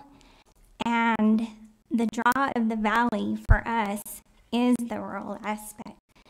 And I would invite you all, if you're wavering on this decision, drive up there at a night and look out and appreciate what is there. Because if you give that away, it's gone forever. I can sit on my front porch and see the night sky glowing from the other side of the Wasatch, from Ogden. And I'm so excited to hear this young man, 17-year-old, who appreciates the sky, the stars, and it's something that we want future generations to appreciate. And I'm saying, as a resident and a business owner, I don't need a mandate for me to appreciate it. And doing improvements at my house, all my lights shine downward. It's beautiful. It's not a problem. My business, my future business, we're happy to do it because we're preserving something for future kids to see. So please come up. Beautiful view from all of my locations. You're always welcome. Thank you.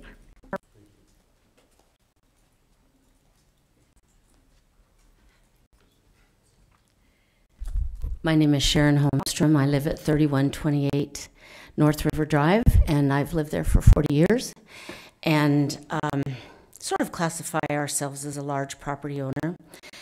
We have been, and I was also on that planning Commission when the first dark sky ordinance was passed.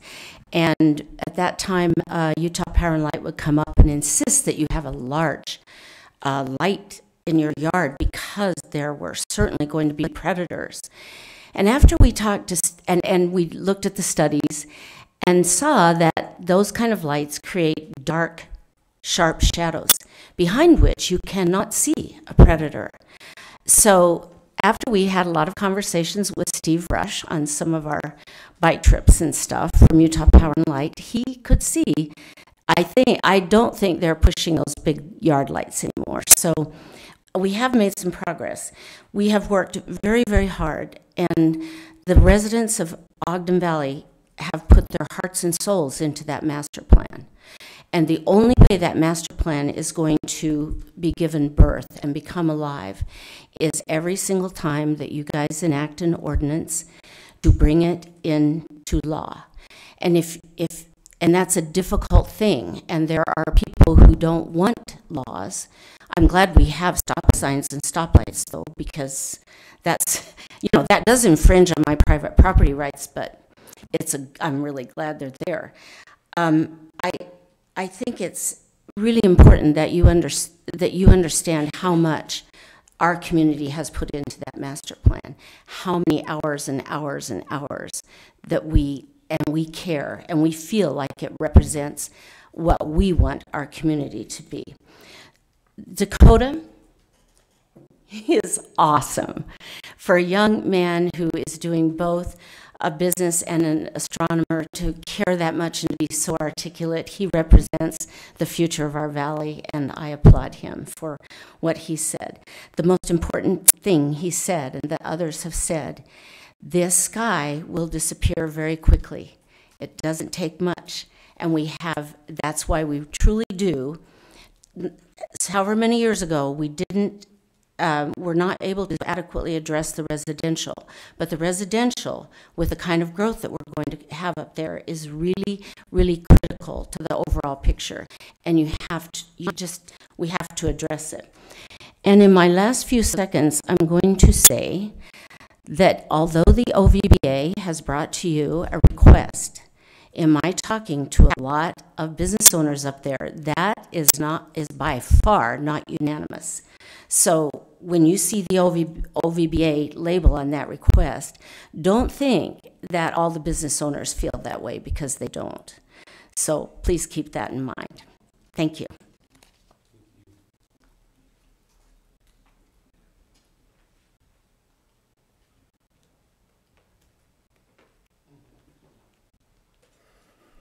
This is intimidating down here.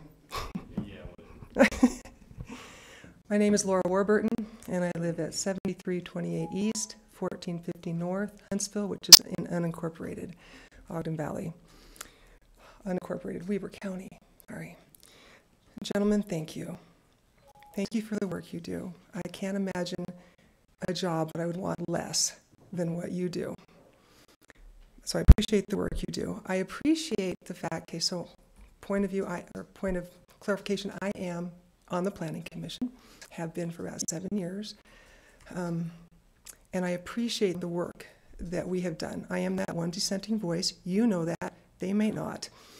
I appreciate the way we work together. I appreciate the way we can look at each other's views. I love how we work right now.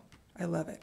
And at first, what was being proposed was even indoor lighting, like some of these other places have, like Ketchum and these other places.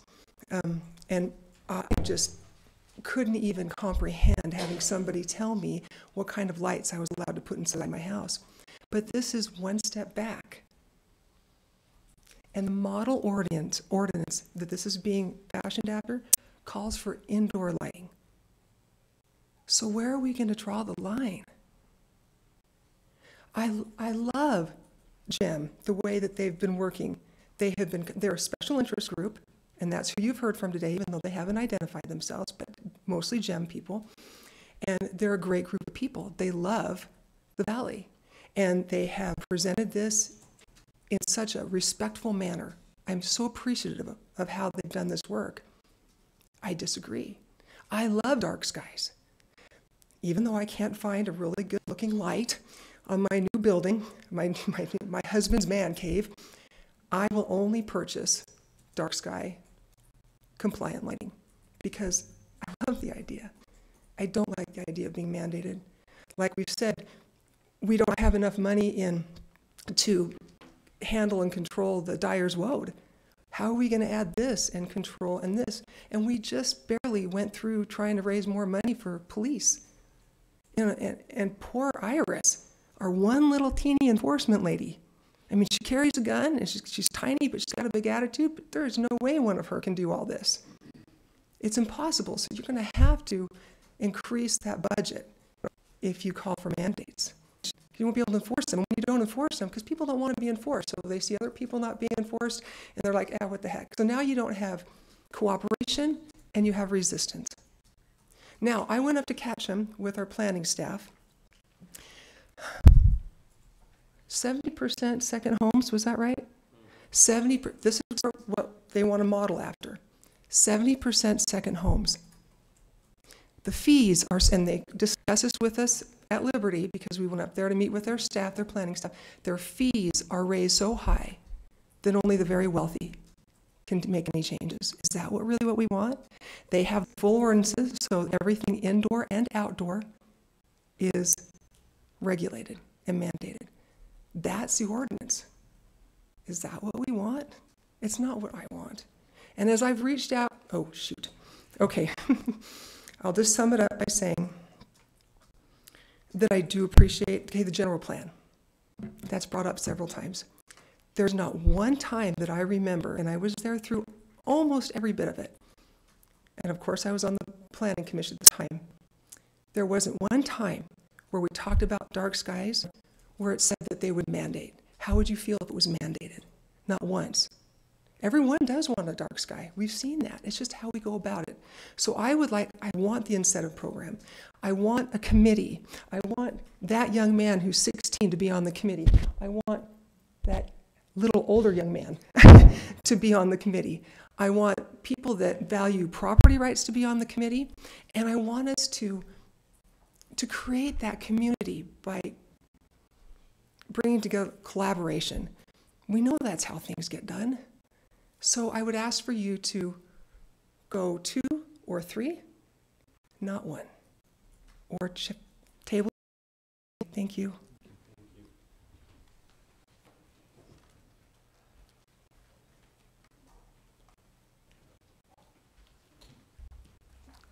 I'm Kelly Krager Hayes, and I live at 5723 East, 1900 North in Eden, Utah. And I have many concerns regarding this lighting ordinance, and I hope to bring just kind of a different perspective on this. First, do I love being able to see the stars? You bet. I love to see the stars. I love where I live. I was born and raised in Eden, and in fact, purchased my childhood home. I live right next to Valley Elementary, and I should be the first to complain about bright lights in my windows from the school, but that is not the case. I truly believe our schools are put at risk right now due to the insufficient lighting there at night, and I think our schools are already kind of trying to not have the light, and we have a problem up there. These areas are much too dark, and I believe it is asking for trouble and crime. Often at night when we're walking by, we've seen kids and teenagers around the school and on the roof. Maybe seen is the wrong word. We're hearing them. We can tell they're on the roof, and we have seen them as well. It's nervous to be walking around the corner and not knowing who's there, or in the dark at nighttime. My brother was jogging late one night, and what he saw people on the roof, teenagers, adults, we don't know. They were dragging up ladders at Valley Elementary. This is precarious as windows are close by. They could have been easily busted out. With the extreme darkness, these kids or teenagers aren't worried about being seen or caught. A thief could have easily, at any time, hit these schools up here, break a window, grab computers, Chromebooks, or basically anything without notice or fear due to the darkness. I believe we're not protecting these schools as we should and our resources that our tax dollars have paid for. I feel this puts me at a risk as a neighbor next to the school. During parent-teacher conferences this spring, the lights were turned out, but it was only the 3 dim doorway lights, and that's all they do at nighttime. They were all turned out by the time my daughter and I left the school. It was extremely dark that night, and I could not believe that teachers, students, and parents had to exit that building in that type of darkness. It was a safety risk for all. My first grader commented several times on her walk back how scared she was and was nervous because she couldn't see well. In fact, she fell down 2 different times on that walk back. I've exited these schools in the evening time during sporting events, and the lights have been off, and this puts families, individuals, and teachers at risk if we are exiting in the dark. This also applies to stores and businesses. We need to be able to light these areas so we are safe and that they are safe. I hope we're not naive in thinking that we're rural enough that bad things can't happen up here. And I believe we're kind of begging and inviting the crime when we broadcast that we're dark skies, which I want to see the stars, but we're also telling thieves and criminals we're dark skies, come on up, it's not lit very well. At night, laying in bed, it's disturbing to hear this small car gang that drives around the valley now, and they hang out in Valley Elementary's parking lot. This gang has been banned from multiple business parking lots downtown, and they now frequent Ogden Valley. When it's so dark, it's a perfect parking lot for them to hang out in. I can't look out my window and see a thing. All I see is darkness, and they know that. It doesn't matter that there's a cop car in my driveway, as my husband's a highway patrolman. They don't care. We can't see them. They don't care. I feel I am not any safer than living sometimes than in downtown Ogden. I feel I need to wrap up. I don't want it on my head or your heads or anyone's head that we passed an unsafe ordinance. We have to be safe about this. If there's a murder or crime or rape in an area that is not well lit, that just can't happen, and we can't be naive to think that's a possibility. I need to wrap up. For animals and things, I need to be able to flick on a light and make sure I can see, and that I send my child out to get eggs, that she's safe. I need to be able to see that. And I just feel to force us or mandate isn't right. Or that I could face a misdemeanor, but I do feel like a choice, have incentives. That's the way we need to go to be encouraged.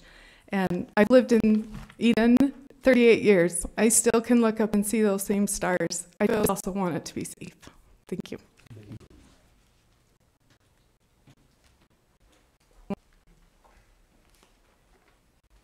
Kirk Langford, Eden, Utah. Good morning, Commissioners. I'm up here, I'll preface just representing myself. I'm not representing any specific committee. I would encourage you to make a decision today. You guys are the leaders of the community. We have a general plan in place. It had thousands of people's input. It was the biggest input of any general plan the consultants had ever worked on. This is going to be the first of many ordinances that come to bring that general plan to fruition. To me, I kind of call that an economic model. It's our economic development plan. You guys have invested, $22 million in a coastline loan in a resort. We have another resort on the other side. We have a rural community in the middle, and we're competing for dollars from all around the country from people that may go to Aspen or Ketchum or all these other places been mentioned, or if they can come and spend their money with us. The general plan allows me to keep farming. I farm, I totally agree. You got to have some lights at night when you're putting your hay up, but I don't have a light over my barn that trespasses 60 acres away or 80 acres away into my neighbor's bedroom window like he has with his light over his barn that shoots into my bedroom window, so I have to pull the blind shut. I've grown up with that kid for almost 60 years together in the valley. I'm not comfortable going over to him saying, hey, would you take your light down? I'd like to have you guys have some guidelines, because I'm almost as libertarian as some of my neighbors up here, but I'm also a pragmatist. We don't all do what we're supposed to do just because that's the thing to do, right? And so we have businesses up there right now that spend money over lighting their area, and at any moment they could change and make the change, but they haven't. They're not going to without some guidance. There's not a single thing in this ordinance that says you can't have lighting on your own property for safety. That's the facts. Okay, it's been stated today that you have to get permission to turn your lights on in the middle of the night. Nothing in this ordinance says that. It simply says that shoot the light down on your own property and don't trespass your light somewhere else. And everybody needs to have a skin in this general plan game. Large landowners have a skin in when we went from 1 acre to 3 acres. The business people should have signs that promote economic development in a good way and don't have signs that deter businesses or people from spending money in our area. I think that it would be good not to have option 1 where you have a Class C misdemeanor, but you already have that for all the rest of the ordinances you have in Weber County. I'd love to see you have 3 infractions, and the next time, you know, the fine kicks to $500, or better yet, let's print their name in the newspaper, you know? But we have rules for no doghouse signs on every corner of the valley, and it's every day people break those rules. So, you know, education's a big deal. I'm all for that. I'm not a big fan of mandates either, but I think you can't have your cake and eat it too. You know, you can't come up here and just cross your fingers and hope everybody's going to do the right thing, because they won't. And then we're going to end up with a community up there that we can't earn a living in, that we can't farm in anymore, and that can't compete. We need your help doing that. So use the incentive based with a 3 infraction type of a fine and pass the thing today. Don't kick the thing down the court. You know, we'd like to know how you guys are going to stand up here before we go into the election next year anyway. Thank you. Thank you, sir. Thank you for your time. We have another 6 hours until it's time for us to go home, so well, come on up. Just so you know, the Facebook feed does shut off after 4 hours. And if we don't get some type of decision, then people think we shut it down so that they couldn't see it, so just be aware of that. I'm only going to take 3 of those hours. Okay. Rodney Egan, Una Highlands. Sorry to disrupt this meeting. Well, don't disrupt it. Don't. Come on, Gary. That was him. No. We have a problem up in our area. Well, all areas have the same problem. And so I came with, weeks ago, I called Ryan Judkins and explained to him that we had a cut across our road that had been there for 6 weeks, and asked him how long it takes to get those things repaired. He said it didn't surprise him at all that he has that problem all over the county, that there's a 10-day, that everybody that gets a permit to cut across the road has 10 days to fill that in with asphalt. That was 2 weeks ago. It's been 10 days since I talked to him. It still hasn't happened. I don't blame Ryan for this. I blame the contractors. I blame the utility companies. This was CenturyLink, and they hired somebody to cut that across the road, put gravel in there. The gravel's since gone. There's 70-year-old people out there trying to put the gravel back in there so that we don't have our alignment knocked out of our automobiles and things. So possibly, I was thinking about it, and I wonder why we can't have when these businesses go in to get a permit to cut that asphalt, you can't insist that they leave a $2,000 deposit along with that. And at the end of that 2 weeks, if they haven't turned around and filled that in, you'd have the money to go do that. I know that would give them an incentive to do it, but right now there's no incentive at all. And your police officers don't have time to run around chasing that, and Ryan doesn't have time either. Thank you. Thank you. Thank you, sir. Do we permit that stuff, Rick? Do we don't have we don't issue a permit in a case like that? Okay. Let's talk about possibilities there.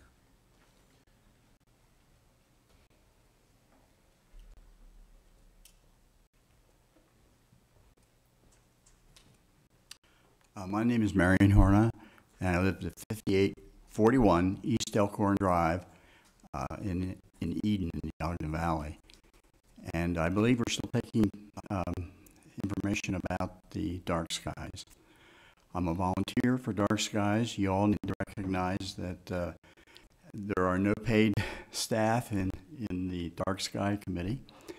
The young people that we have here are done hours and hours and hours of work.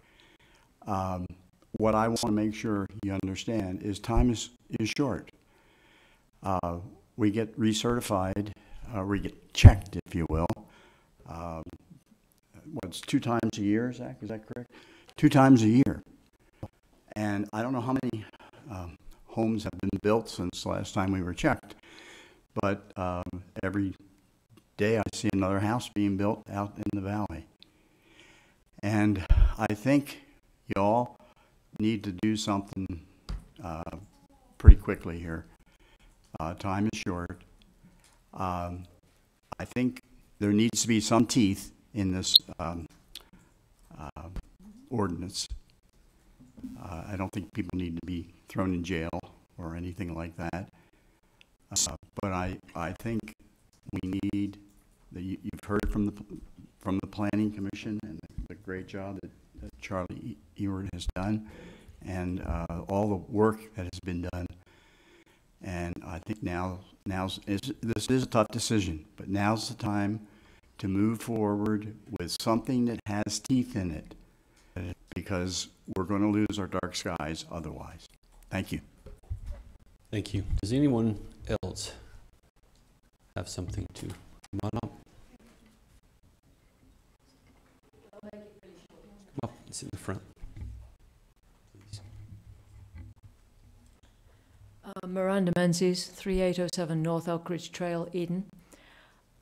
I've been involved in HOAs for a while, since we came to the valley, specifically the ones in the Wolf Creek area in our neighborhood. I can tell you the 2 things that come up, or 3 things that come up most frequently are, firstly, loose dogs, secondly, weeds, which we touched on. Third one is lights shining from one neighbor into the bedroom, usually, or the living room of another neighbor. Those are I've been hearing a lot about garbage and beer. we call it party, James. You just don't know how to party. I couldn't help that one. I apologize. Okay, that's fine. We appreciate also that you've been trying to improve the behavior of some of our neighbors on the lake, making life a little better for the folks in Huntsville. But I think that where we've got to is, when we came to the valley was a very special place. The ordinances that you guys pass preserve that valley as a special place. And the main ways that our neighbors can affect each other are things that cross the property lines. The things that cross the property lines are weed seeds, loose dogs, and light. And I ask you to think about it from that perspective. What you're doing here is you are helping a given property owner under the General Welfare Clause of the Constitution. That's one of your responsibilities, is to make sure that neighbors take care of the welfare of their neighbors. And I can tell you that one of the main things that really bugs people is lights shining in the windows. So I would ask you to seriously consider making this a mandate. Just because we've got a higher density of people, what you can get away with in a low density environment of a rural valley is one thing. But we've got areas that are developing much more of a residential characteristic, and we need something a little stronger to help people to get along. And that's why we're asking for option 1, a stronger mandate. I thank you for your consideration, because if you walk away from this, you are essentially throwing sand in the faces of a lot of people who are spending a lot of volunteer time. I've got people saying, why am I doing weed control? The valley, the county commissioner doesn't give a hoot about this. They don't enforce it. Why are we worrying about signs? They don't enforce it. On the lights, if this is a way to do it through lighting plans that are getting a building permit, this is how we should do it, so that the new homes don't infringe on the property rights of the existing homeowners. Thank you. Thank you. You're just trying to be last. Do I get to be last? Unless somebody else wants to speak. Jeff Deal, Huntsville resident and business owner. When I learned about this lighting ordinance, it bothers me. I believe in education, not legislation, to do something. And I personally feel that if the special interest groups and activists who want something like this, then they should pay for that education process. Do I like dark skies? I'm an avid backpacker. I love seeing the Milky Way. Can I see it off my porch? Yes. Do I like security lights? Yes. I think, I've heard stories about how some of our own police department have said that security lights don't really do anything, and I totally disagree with that. I have almost 26 years of law enforcement experience, and I know from personal experience that that is not true. Another concern that I have is the number of people who may work at the base here in Ogden, who have security clearances. Having had a security clearance, I know that you cannot, you go through an investigation process, and if you get a misdemeanor, it could be the cause of you to lose your job because of a problem with the security clearance. I don't think you should put, misdemeanor C violations on a homeowner. We don't want to create criminals out of ordinary homeowners. So I guess as you put together this your decision, I encourage you to use wisdom and judgment in making this decision, to think about all the different factors and to think about education versus legislation. Again, I thank you for your time.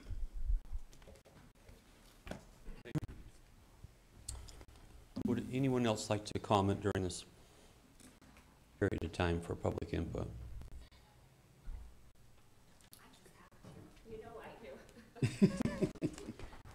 She tried. It's such a great discussion. How can I remain silent? Lori Brinkerhoff, 6205 West, 4700 South in Hooper. I'm the non-resident, but I have read and followed the discussions with great interest. A couple thoughts just to wrap it all up. Obviously, I agree with the ideas it should be incentive-based. I like that. I do not see this as the light bulb police, though. In neighboring communities like we're in Hooper, so many things we hope are voluntarily. That's not always the case. So quite often we find there needs to be an ordinance in place to bring everyone into compliance. I have read this, I have followed the discussions. I do agree, I think there needs to be action taken. It's great to be great neighbors, but quite often as we're growing at the rate that we are in Weber County, especially in the Ogden Valley, we see that we have outside interests coming in and they may not be aware or respectful. And so I think that you need to take action at this time. I do like option one. I do like that. And quite often as we put mandates in place, as they're calling mandates, it's often the implementation of that mandate. Quite often it's just having some muscle and saying we have this in our I don't know, here on file. Remind them through letters. It's in the implementation. It doesn't mean we go out and arrest them. It doesn't mean that we're knocking on doors and putting handcuffs. Quite often it's just a gentle way from a letter from a county to say, this is in place, please come in compliance. We're going to give you so many days. So that's just a consideration. And I appreciate your thoroughness and also the citizens and the thoroughness and the thought and the preparation that's gone into this. Thank you. Do any commissioners want to say anything before we exit this? Well, the only reason I'm asking is there were several people who asked us, and if you would like to take the time, I will probably say something. I just wanted to give the invitation to the other commissioners also. I'll go ahead and speak because I've done a lot of work up there, a study on that from personal. Charlie, but I'm going to invite you back to the lectern. Happy to be here. Getting comfortable up here. So whether this discussion happens now, and I don't mind it so people can comment on it in the audience, or whether it happens later, doesn't matter to me. We sat down so folks know that I've read through the ordinance before Charlie and I met. We had some discussion about that, Charlie and Rick. We talked about a fourth option, but I didn't hear about a fourth option. So because it wasn't presented, and in fairness to everyone, including my fellow commissioners, I'm going to ask those same questions publicly now that I did then. First off, we can't hear you. well, I'm sorry. I've got too much girth between me and the mic. I'll go right here. Is that any better? Okay. I'll just kind of, Kathy, I'm not falling asleep, or I'm just going to lean into the mic. Is that better? Thank you. First off, as I've said before, and I'll add this was not part of our discussion, but I would encourage a civil, not a criminal penalty if there's any kind of a thing anyway, any kind of I don't know how this will go. But I'm not for criminal penalties for things like this. Only civil. Dave, I don't know how we work that out, but that's just my thoughts. So that I understand, and I want to make a statement first, that I was there yesterday for hours, most of the morning and into the afternoon, and I was there for most a day last week looking at different things and touring the whole valley. I want my fellow commissioners to know that I support boards. I've said that lots of times. And I do not betray my teachers of the past. I love teachers. I think it would be hypocritical of me to do so. I love what I've learned. I'm glad that wait a second. If I speak now, I don't get more, do I get 3 minutes, or can I go a little longer? You can go a little longer. Okay. I've been a member of the Northern Wasatch Home Builders Association for many decades, and I've managed 250,000 square feet of commercial buildings for several decades. And so I loved doing our relighting program at one of our government facilities where we didn't compromise light, and we saved in one building $29,000 of energy a year by not compromising lumens. I get what it is to light up a floor during a performance of an action-packed rodeo. I get what it means to light up animals. At least I think I do. I don't want to be in the dark when a moose comes out or a predator. I don't want to be in the same acre when a moose comes out. So I have some questions, and I appreciate very much the comments that were made by everybody. As I understand the work that was done 17 years ago with the first Planning Commission, Charlie, this is to you. Okay. This particular, we're talking about moving the light bulb further up inside the shield. Correct. That's it. Correct? Yep. Or bringing the shield down, but yeah, having the same effect. Adjusting the angle. Right. My feeling is, and again, having worked with new construction on basically residential and some commercial, it's not been a problem in, I could easily say 30 or 40 different cities I've worked in more than a half dozen counties, some in and out of state, maybe a dozen, that when a new permit is pulled, people become compliant with those permits. I don't know that I completely understand. I don't like mandates at all, but I do understand that there are restrictive covenants whenever we build, and I'm talking about new builds. I don't want a manufacturing plant allowed next to my home, and I don't want certain uses next to it. You know, I don't think they coexist very well. I don't think it's good economic development practice to do such a thing.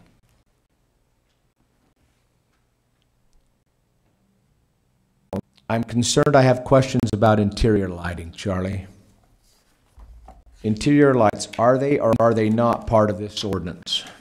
There is reference to interior lighting. And I missed it when I read it. If you're looking on, explain it to me. Which line item? Looking on page 6, line 231. Interior lighting projected from indoors. And let me back up just a little bit for you. This is under the exemptions section. So interior lighting projected from indoors is exempt, but there are specific rules that go with it. An artificial light source that is projected from from indoors to outdoors through windows, doors, and similar openings are exempt, provided this exemption only applies to direct artificial light when it's positioned above an imaginary line that extends horizontally from the top of the window and door opening or similar opening. Basically what it is that full cutoff that we were talking about before. So we've got a picture in here that shows what that full cutoff looks like at the top of windows and doors.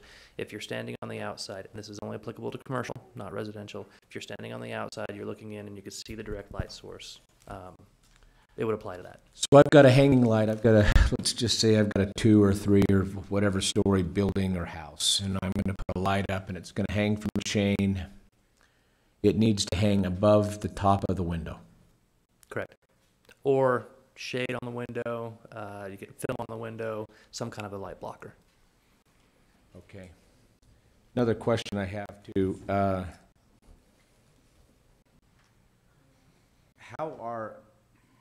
are these mandates, and maybe commissioners or discussion, how are these mandates different from restrictive covenants as it relates to square footage or type of exterior coatings or shingles or homeowners association or types of use? A lot of restrictive covenants are private covenants, homeowner association to the individual, as opposed to covenants as by the county or by the government. But the rest of the land use code, I mean, you've got a lot of detail in there that has requirements. You can call them covenants or mandates or whatever you want to. They exist. It's just a question of whether or not we're comfortable with the additional that's here. So those restrictive covenants, can they be called a mandate? If it's requiring you to do something, I would say so. I think it's just a term. It didn't really answer my question. I'm probably too simple. Sorry. So within our building code, we have requirements specific to safety and other areas that the county or the state or the federal government require, whether they're electrical codes. Could we deem those as mandates? Yeah. Yeah. And this would fall under a mandate by the definition, but it's no different than what we usually do in a building code. Right. For either fire protection or building safety or things like that. Yeah, we don't. Could I ask a follow-up to Commissioner Harvey's question really quickly? Mm. Are there other types of requirements that aren't specific to safety but more for general use? Yeah. I think the majority of the zoning code can fall into general welfare category. There's a lot of health and safety in a zoning code, but how far your building's set back from a property line may not always be a health thing. You know, sometimes fire code and accessibility and stuff like that. But oftentimes we're talking about the visual aesthetics of how a community is put together and built. Driving down the road, should every house be 30-foot set back, or should you have staggered houses that kind of looks a little bit less consistent? Those kinds of ideas. No, I get that, and that helps me because I get stuck with the definition of words. I wish I understood them better, and I wish everybody did. But I'm trying to come to a reasonable way of communication here, so everybody understands the same thing, no matter what words used here. Yeah, thank you, Commissioner Harvey. I may have stepped in the mud by using the word mandate. It's a requirement.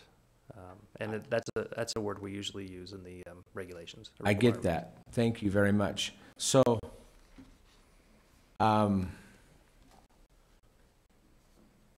want to make certain, and I've got to make my notes here.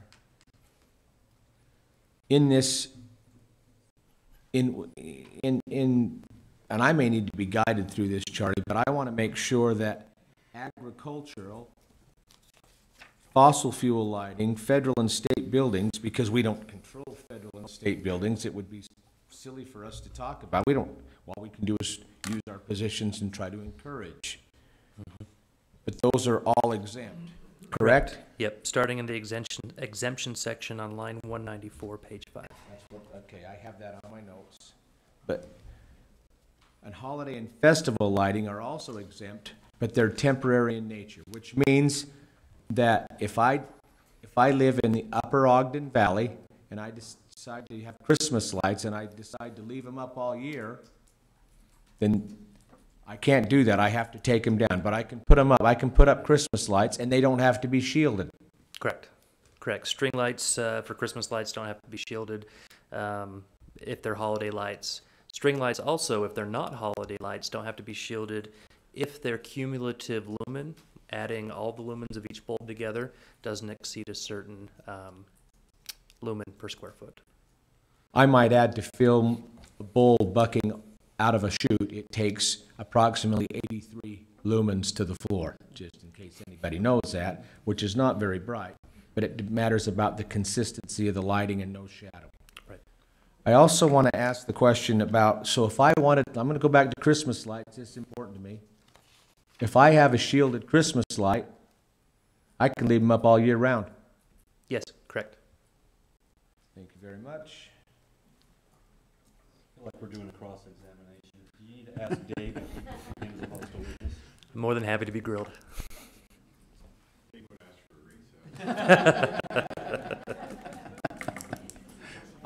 I want to make certain, and I am very much for this, I respect the fact that Mr. Langford, you brought up, and I concur with, that lighting is adequate for safety.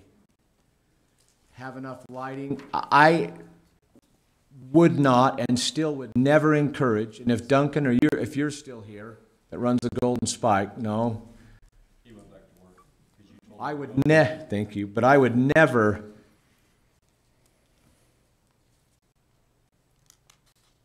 I'm never going to send any of my people home late at night after a ticket settlement report in the dark. There has to be enough light for them to exit, whether it's exiting a facility, especially a public facility, or a school or anything. And I want to make that perfectly clear. I'm okay with the light, but there needs to be plenty of light to exit person from the building and plenty of light in that parking lot so that they can safely get to where they are so they don't trip or stumble or fall. I want that, whether that's education or whatever, but I don't want whatever this is or however that ordinance reads, sorry, I'm going back there, into the case. I want public places to remain safe with adequate lighting, but that doesn't need to mean that it needs to light up like Las Vegas. Sorry, I've got 10 points here, folks, and I've just got to make sure that I address them all.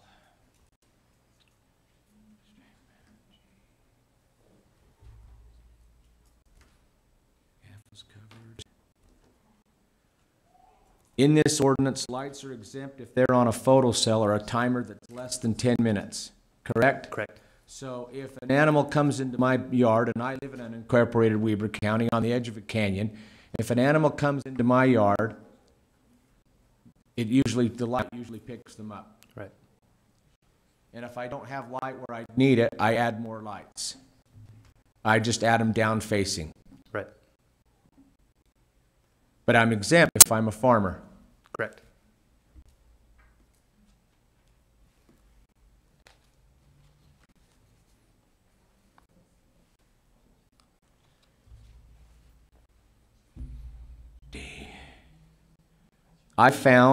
Charlie, I found that in my years of changing out literally thousands of lights, ballasts, bulbs, that almost every fixture, and I'll tell you this from a personal standpoint, I recently, well, it was probably 15 years ago, I had a ballast go bad. By the time I bought the ballast and by the time I bought the light bulb, it was $110.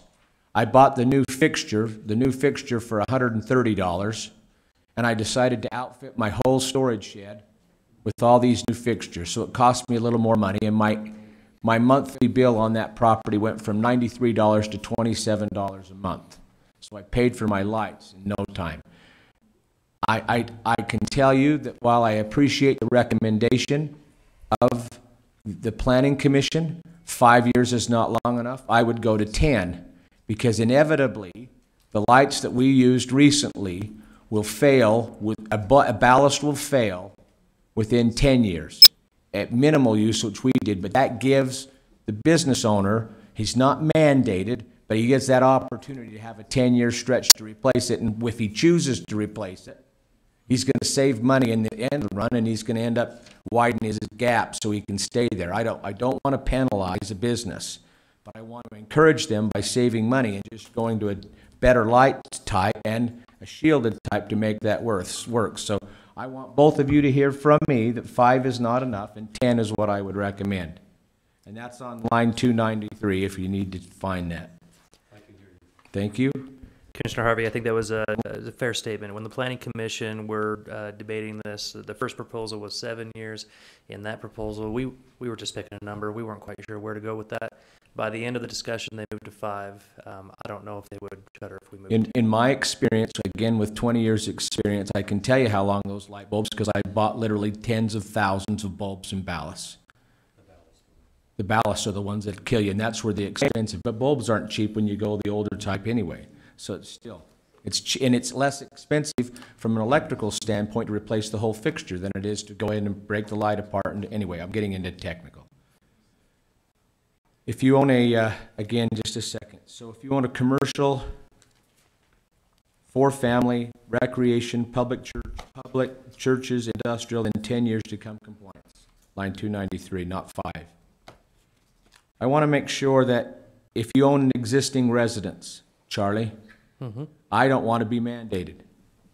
If I own an existing residence, whether it's 1, 2, or 3 family, and I believe this is what this is how I interpreted the ordinance. If I own an existing residence, 1, 2, or 3 family, then dark sky does not apply. I might choose, if I replace the whole fixture, to come into compliant at that time. Is that correct? The way the ordinance is written is if you're replacing a fixture, you would have to, as opposed to choosing to, you would be required to come to compliance. And the research that I've done since this was first bought, and that Ms. Warburton, I think in your comment, you brought up that you may not get the architectural design you necessarily want, but the type of light or the cost of the light really was negligible to become dark sky compliant. And so if they replace the fixture, then they would become dark sky compliant. But if I go up there and I live in a home and I never change the fixture, I'm not required. Nobody's going to shove this down my throat. Correct. And I'm little Iris with her gun, and I'm not going to go, right. I don't want to go to jail if okay. Right. And Commissioner Harvey, to focus on that, emphasis on the word fixture and not bulb. So we're not waiting for the bulbs to burn out. They can replace the bulbs all they want. It's the fixture that. And I'll go back to anybody who decides to change a ballast would be silly not to change the whole fixture. I'm just telling you. Right. That's line 298. But they'll have to learn that on their own. They'll get the power bill and they'll get that figured out. So another thing and I don't remember, I didn't write down the line number here, but when you change more than 25% of your site, that's, to me, that's a remodel. 310. Thank you very much, 310. That's a remodel to me, and so I would say if somebody's going to do a remodel in excess of 25%, then they need to get in step with dark sky compliance. Is that in that ordinance? That is. In fact, we've got 3 different provisions for that. 1 is 25% of the interior. 2 is 25% of the exterior. So 2 different ones. Say you're going to reface the front of your building or expand onto it. 25% addition on either of those would require compliance of the site. And then 25% of site improvements, adding a parking lot, adding different landscaping, adding additional buildings. I'm talking about, I got to simplify this for me. Okay. When somebody comes in and they're pulling a permit, and they're going to do more than 25%, they got to become compliant if it's an exterior remodel. Correct. Got it. That doesn't seem excessive to me. If it's 25% or more. But if they're just doing something small, then they don't need to become compliant. There's no mandate to do that. Is that correct? That's correct. There's no grandfathered in that. Is that correct? There is, you said if there's a fixture changed. Right. If the fixture's changed, then whether they do a remodel or not, Right. I get that. But I'm saying if they pull a permit to do a remodel, whether they're changing their fixtures or not, they're going to do more than 25%, then they need to change their fixtures. That's part of the 25%. If I'm going to rebuild 25% of my home, if I go from If I decide I don't want, if I don't want an old English Tudor look and I'm going to go to a brick or river rock or just to give it a different look out, if I do more than 25% of my home, I'm going to end up changing all my lights in the process, which is probably going to happen if I go to those two types of extremes anyway. Is that the assumption that with a remodel at 25% or higher, you're probably changing out your lights anyway? It's that you're investing enough money into a remodel of your site that requiring to go all the way around the building, even if you're not amending the entire building, just 25% of the building, isn't that much further of a step to go. And I'm going to tell you, it's my experience that I've been on thousands of job sites. I've never seen, I mean, normally the wife requires the husband to make those changes anyway. It's just what happens. That's just how it goes. My wife's in the audience. Don't hear that. Any ideas? Okay, and that adds to that. So really, we're talking about only if a new permit on a new job site. So if somebody goes and they're going to build a new home, if a new permit is pulled, then they need to, those lights, whether they're interior or exterior, need to be dark sky compliant. Is that, do I understand it correctly? On a residence, it's only exterior. There's no governing of interior on a residence. So we're only on a residence, and so the interior is only on the commercial. Okay, so if all those things that I just talked about, what option do I want? Option 4, which wasn't mentioned, and I apologize, Commissioner Harvey. I think I misunderstood. I heard one change. Which was 5 to 10. Yeah, it was 5 to 10 on line 293.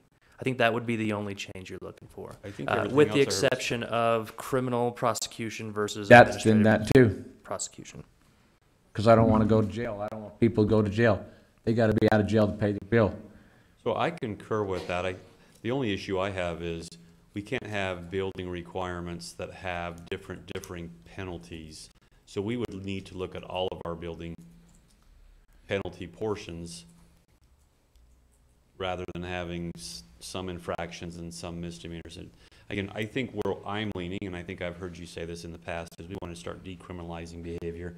I think it's ridiculous that we criminalized every single thing on the planet. And I agree, knocking on your neighbor's door is probably the best way to handle it. But I know the worst way to handle it is having your neighbor taken to jail. I got some of the best neighbors that live in Weber County. You folks may think different, but there are some things I'll approach my neighbors on, some things I won't. I just kind of have to take it. That's just how it goes. But one more thing though, I think that the one gal was really good. You got an accent. I know it's not from Korea, but it's somewhere else. Yes, ma'am. But Miranda, when I was reseeding the cross-country course at the Golden Spike, I asked USU, and I figured those folks at USU knew what they were talking about.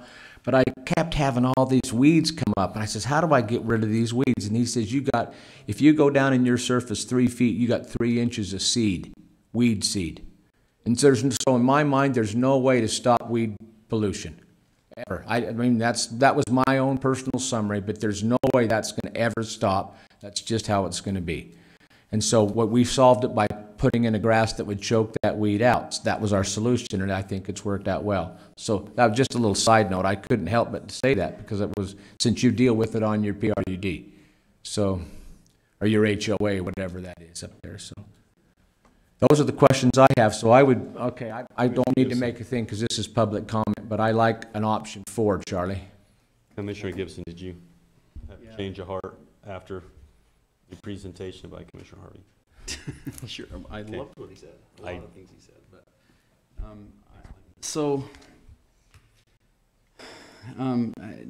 I just want to continue with the discussion that you brought up about the ordinance and how they're applied and the penalties thereof. I mean, I think that's really the challenge. Commissioner Ebert makes a good point when he says, well, all these ordinances have a criminal element to this point. And so to me, that's where it makes it even more important that we draw the line in where we really ought to be. Where ought we really, as in government, to be sticking our nose into your business, into the business of the public, of individual property owners. And that's really what it comes down to. And so I have to figure out where that line is, and I obviously favor less than more in most cases.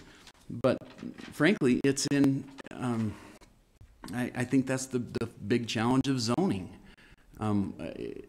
Where do planning and zoning can quickly get out of hand if you really believe in the basic of private property rights, the basic reason. And so that's my challenge is where do we say, okay, this is enough? And frankly, I want to go even a step further, because I believe, Commissioner Harvey, truly in this concept.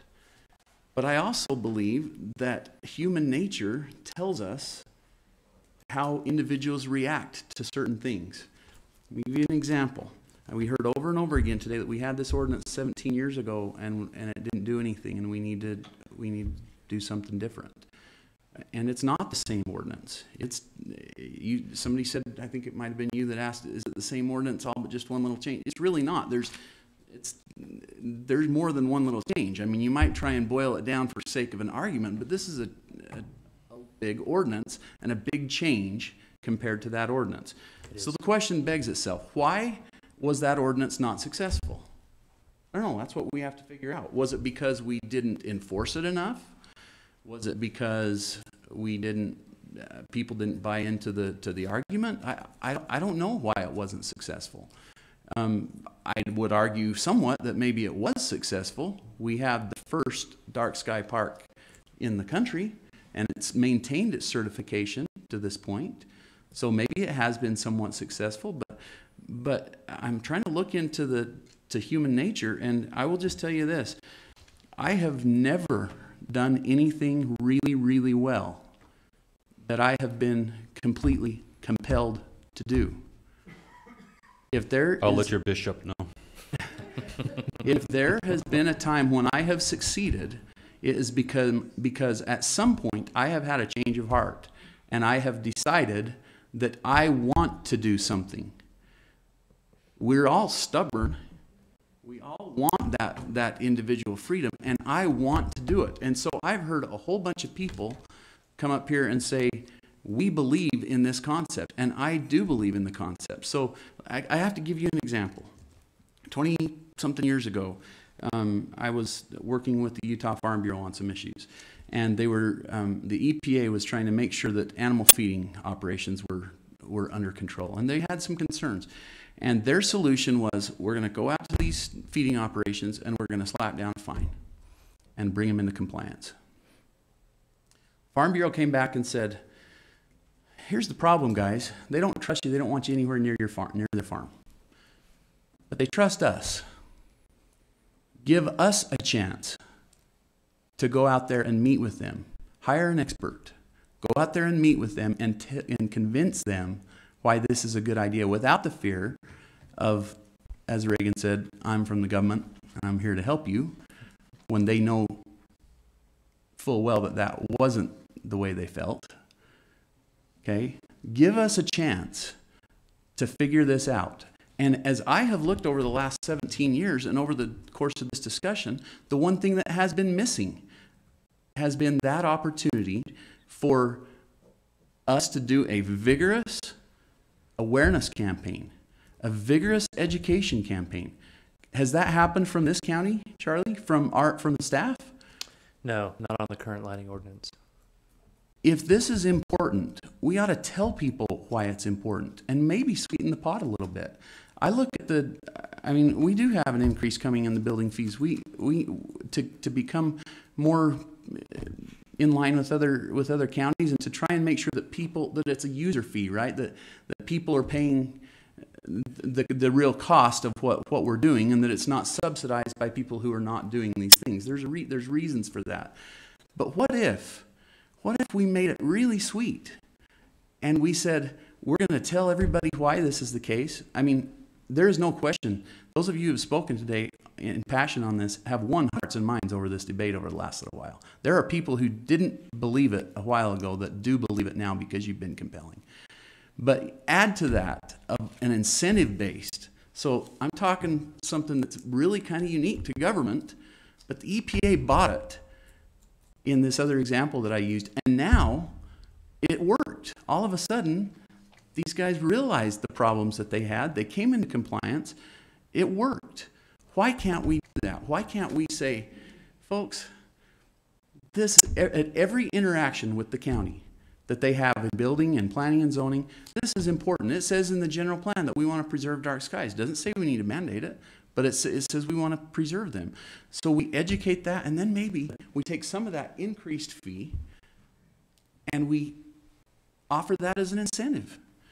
What if it was 50%? What if I came in and I had a $600 building permit, say, for a 50% remodel on my house? And if I came in and they said, these are all the reasons why you should do this, and you're going to save yourself $300. It's money we haven't spent yet. I know we're looking forward to it, but we haven't spent it yet. We're not losing anything from a county perspective.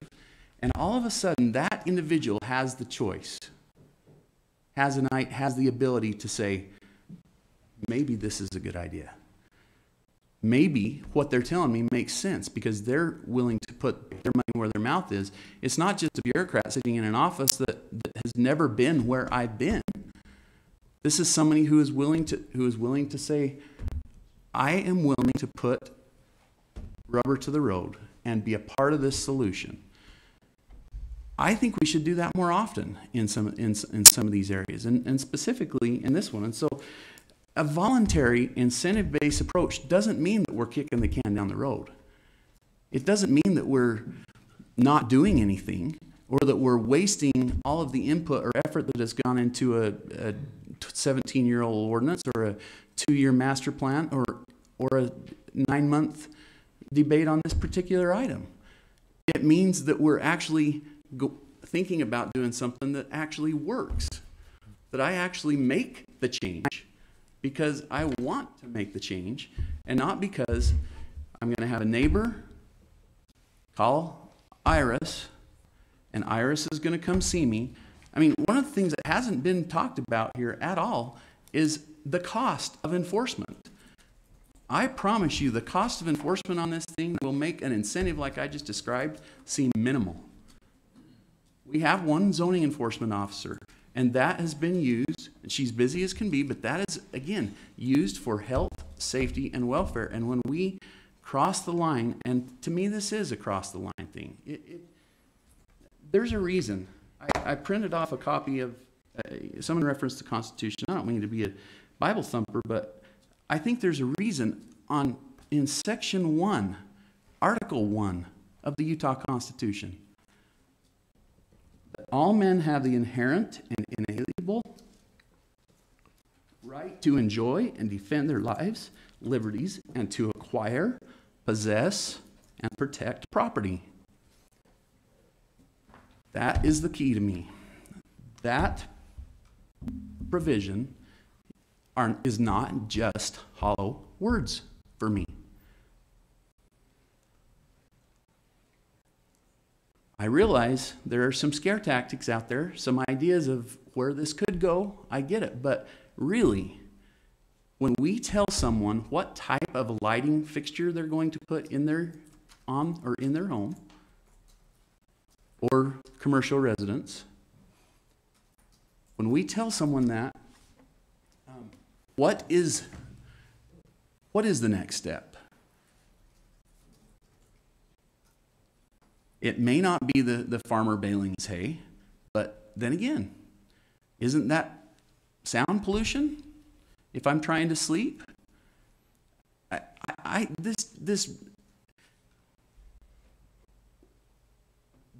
we have to find an answer that maintains and that doesn't allow this insatiable appetite for planning as a whole to reach into every corner of our lives. And so this may not be the one that drives us over the edge, other than to me it is. When I see terms like in option number 1, like light trespass, we're defining light trespass. We have now actually codified that my light can trespass onto your property, or your light can trespass onto mine. That, to me, I cannot square that. I don't think the Founding Fathers, the folks who wrote Article 1, Section 1 of the Utah Constitution, envisioned that. I don't think they envisioned that something that I can see from a mile away might affect, or might really be tied to my property right, my ability to own and control my property. And so I look at these individual situations, and it's great. I would love to be able to look across the landscape as we do, see that beauty. But I also want it to be balanced with, I own the Valley Market, or I own one of the commercial venues in the Valley, and I have a huge investment, and I want to protect my investment. And I might want to value that protection over dark sky. Or I might want to, maybe I live by the school, and I might want to value my protection over the safety risks that come from the party on the roof and the ladder on the roof. Every circumstance is different, but when we pass a blanket ordinance that says you can't do this, and regardless of the circumstances, to me, it crosses that line. And so that's why I proposed, and option 3, as was mentioned earlier, there's several. Option 2, you know, I don't know. It really doesn't do a lot different. But option 3 is, to me, what best aligns with my values. When I have, because when it comes down to it, I'm going to hear a lot of public input. Everybody with different opinions. I don't think it's fair for anybody to say that this is a unanimous discussion in any way, shape, or form. This is very divided in the Valley. There are those who believe in well, you can shake your head, but it was very divided today. I think it's they're divided. People are divided on this issue. Nobody's divided. I don't know, like I heard before, I haven't heard much about nobody wanting to maintain dark skies, but an ordinance like this is a very divisive issue. And so what it comes down to is, who am I as a person? Because I want to hear and respect all of the things that have been said today. But I also realize that I was elected to vote my conscience. I raised my arm to the square and promised to abide by the Constitution, including the Constitution of the State of Utah, Article 1, Section 1, and there is a line for me. And when I combine that desire with the desire to go forward in a way that actually works, that's where I'm coming from. I think they're contiguous. I think they work together. I think I can live with who I am and what my values are, and we can actually solve this problem. I think that every new building in this and every remodel, when they are educated and when they have a proper incentive, will solve this problem, and it won't hurt us a bit. And so with option 3, my hope is that we get serious about an incentive, and that we look at a voluntary incentive-based program that really solves those problems. So I would propose 50% on building fees. Now I realize there are some fees, for instance, that like a land use fee, that are they cost what, Rick? It'd be $75. $75. So 50% of $75 doesn't motivate too much. But 50% of $600, 50% of $1,000. Pretty soon I'm going to be your biggest cheerleader. I'm going to be telling all of my neighbors, hey, you can do this thing. You can do this great thing for the environment, for the world around us, and you can even get a benefit out of it. And I think that's how we're going to see the biggest movement going forward. So there's where I'm at. I'd say option 3 with good incentives. Apparently, I asked Rick or Charlie to draw something like that up because it had to be an ordinance form. We don't have something like that today. A resolution form. Yeah. Sorry, excuse me, resolution form. And I'm not sure why resolution instead of ordinance. Charlie said that he thought that would be better, that type of thing would be better written as far as a resolution is concerned. Dave looks like he's giving me the I don't know why, but yeah. Right. So the idea behind the resolution, if we went with option 3, would be to create internal policies for the department to function a particular way. If we're going to do 50% reduction in fees, we would probably have to run an ordinance that adjusts the fees. But rather than executing an ordinance that has voluntary compliance measures, we would execute a resolution that has internal effects. All right, really quickly for me, and I'll be short. Our old ordinance has been in effect for 17 years. Correct. And the big change that this ordinance is the angle of reduction of light and applying that to new residential. Is there another large change that I need to be aware of? So this ordinance looks at, you're correct, let me just restate. It looks at keeping as much renegade light from going up into the night sky, because the current ordinance does horizontal cutoff. Right. This is looking more downward. More of a hood. And then it looks at orienting light away from your neighbor's properties, which the current ordinance doesn't do. Okay. Those are the two substantial changes. And the residential, adding the residential component. Yes. Yep. The penalties, what is the penalty presently? It's the same. It's the same. So we're not adding a... It's a misdemeanor? Yeah. Because that's how our codes are all written right now. Any violation of any part of the land use ordinance. It's the same code. So we're not adding anything additional for that. Although, Commissioner Ebert, with the enforcement provisions in the Planning Commission's recommendation, we take a much softer approach. We're required to send out a number of letters first and try and encourage and educate and incent before we start going Have we written a citation or taken anyone to jail for failure in 17 years? I don't even know how to answer that. That's an Iris question.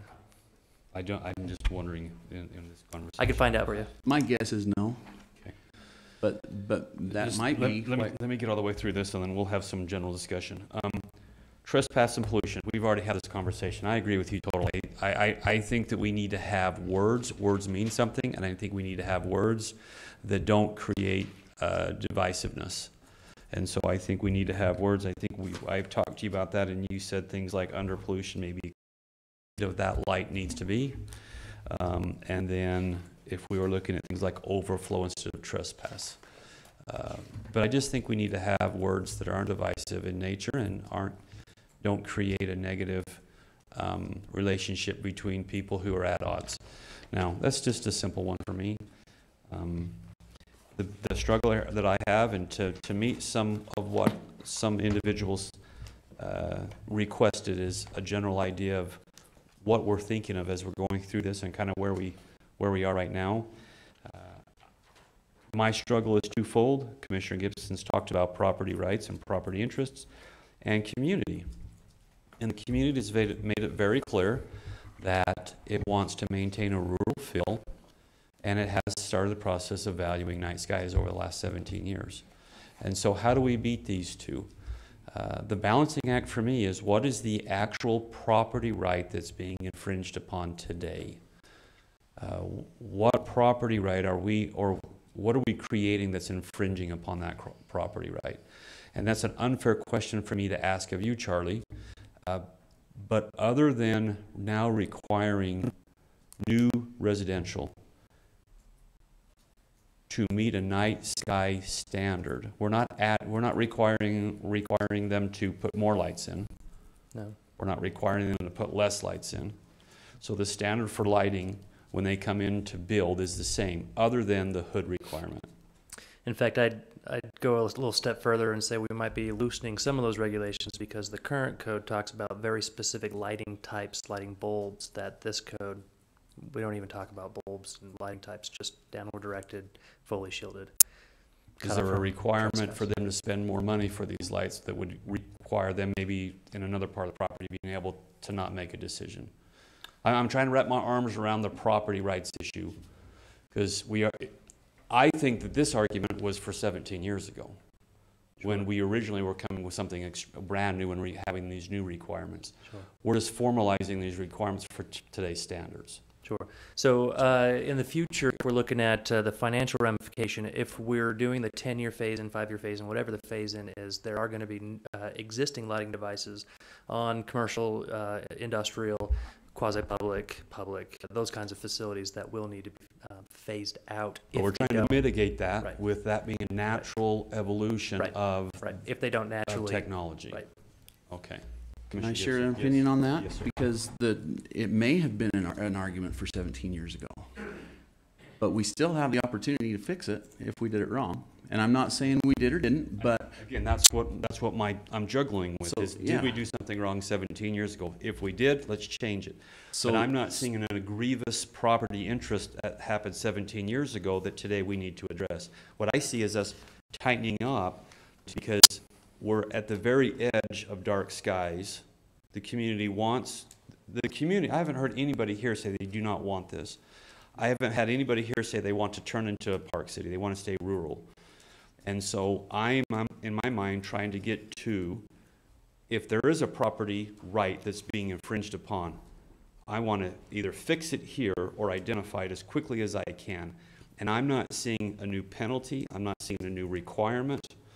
I'm not seeing a reduction in how you can use your property or a zoning issue. We have an exemption. We will always have an exemption as long as I'm here for agricultural, because that's what the community wants as far as rural. And so I'm balancing how to maintain the dark sky in the rural with a possible property interest, but I haven't identified that property right that many people have talked about. This mandate is already a mandate. This is not a new mandate. This is not a new requirement. It's a requirement we already have. We're just creating a better requirement. Just as over the last 17 years, the electrical code has changed, the fire code has changed, and we've made those changes, and no one has come to say, well, this is a property. Well, I bet you putting in fire systems now are 100 times more expensive than they were, especially after that burned down in Europe. And so that's, I'm just trying to wrap my arms around that. So Charlie, is there something that I'm missing here that is unduly heavy, bureaucratic, as Commissioner Gibson said, onto property owners or new developers, that's an onus to them using their property however they want? And Commissioner, I apologize, but Go I ahead. do think it is unfair to put the staff in a position of answering a question of his own opinion. Have I said anything that I've missed? Am I missing something? Don't give me your opinion. I don't think so. Okay, that's good. I don't need anything other than that. If there's something you're like, you're missing this, James, like Class B misdemeanor infraction, which I was on. But just let me work my way through this. Well, can I respond to that comment just so that it doesn't? This isn't between us. This is for the public, and then when we come out of that, then we can have general discussion between us if we're going to get into a decision. Okay, I thought you wanted an answer to the question from others' perspective, and I just, because you asked it in the form of a question, I'll probably forget, but that's okay. Okay. No, go ahead. Go ahead. Well, I was just going to say, you know, again, you asked again whether or not this was a problem from 20 years ago, and we're just updating the ordinance. I want to agree with that. My concern is that, again, anytime, whether it was 17 years ago or today, you say, is there a property rights argument here? And my answer to that is, anytime, if we say that we are going to come onto my property and tell me what kind of a light fixture to have, to me that's a property right argument. The difference in what you just pointed out in the building code is that something of health, safety, and welfare, that to me is different. I do not want the fire code to be insufficient. I do not want my house to burn down. I do not want I think as a society, we have to protect minors in the home from the, from those types of health, safety, and welfare issues. So that's where I see the difference, Commissioner. And I agree with something that's aesthetic, Correct. and something that is and I agree, but is safety oriented. But the community, through zoning and through the general plan, has adopted a dark skies, and in that general sense, that is the one area where we can take public input and we can rely on it, unlike some of the others where we have to have data, we have to follow policy. And in order to maintain that, especially with growth, I mean, I just think it's a natural ascension that we have to have a dark sky compliant building codes. And in order to do that, we've got to look at these types of things. So, and I'll work through really quickly. I want to get done. Business impact, I'm not sure. Some businesses say yes, some businesses say no. That may be more of an argument to the sign ordinance that we'll be looking at. Agricultural exemption. I am not seeing the argument at this point for tax dollars. I think there's zero impact. I think the enforcement is done at the planning stage when you bring your plans in, and staff goes through plans to make sure that they're compliant with all of the building codes. We may have someone call because there's a light on and things like that. I do not see that it being a huge impact.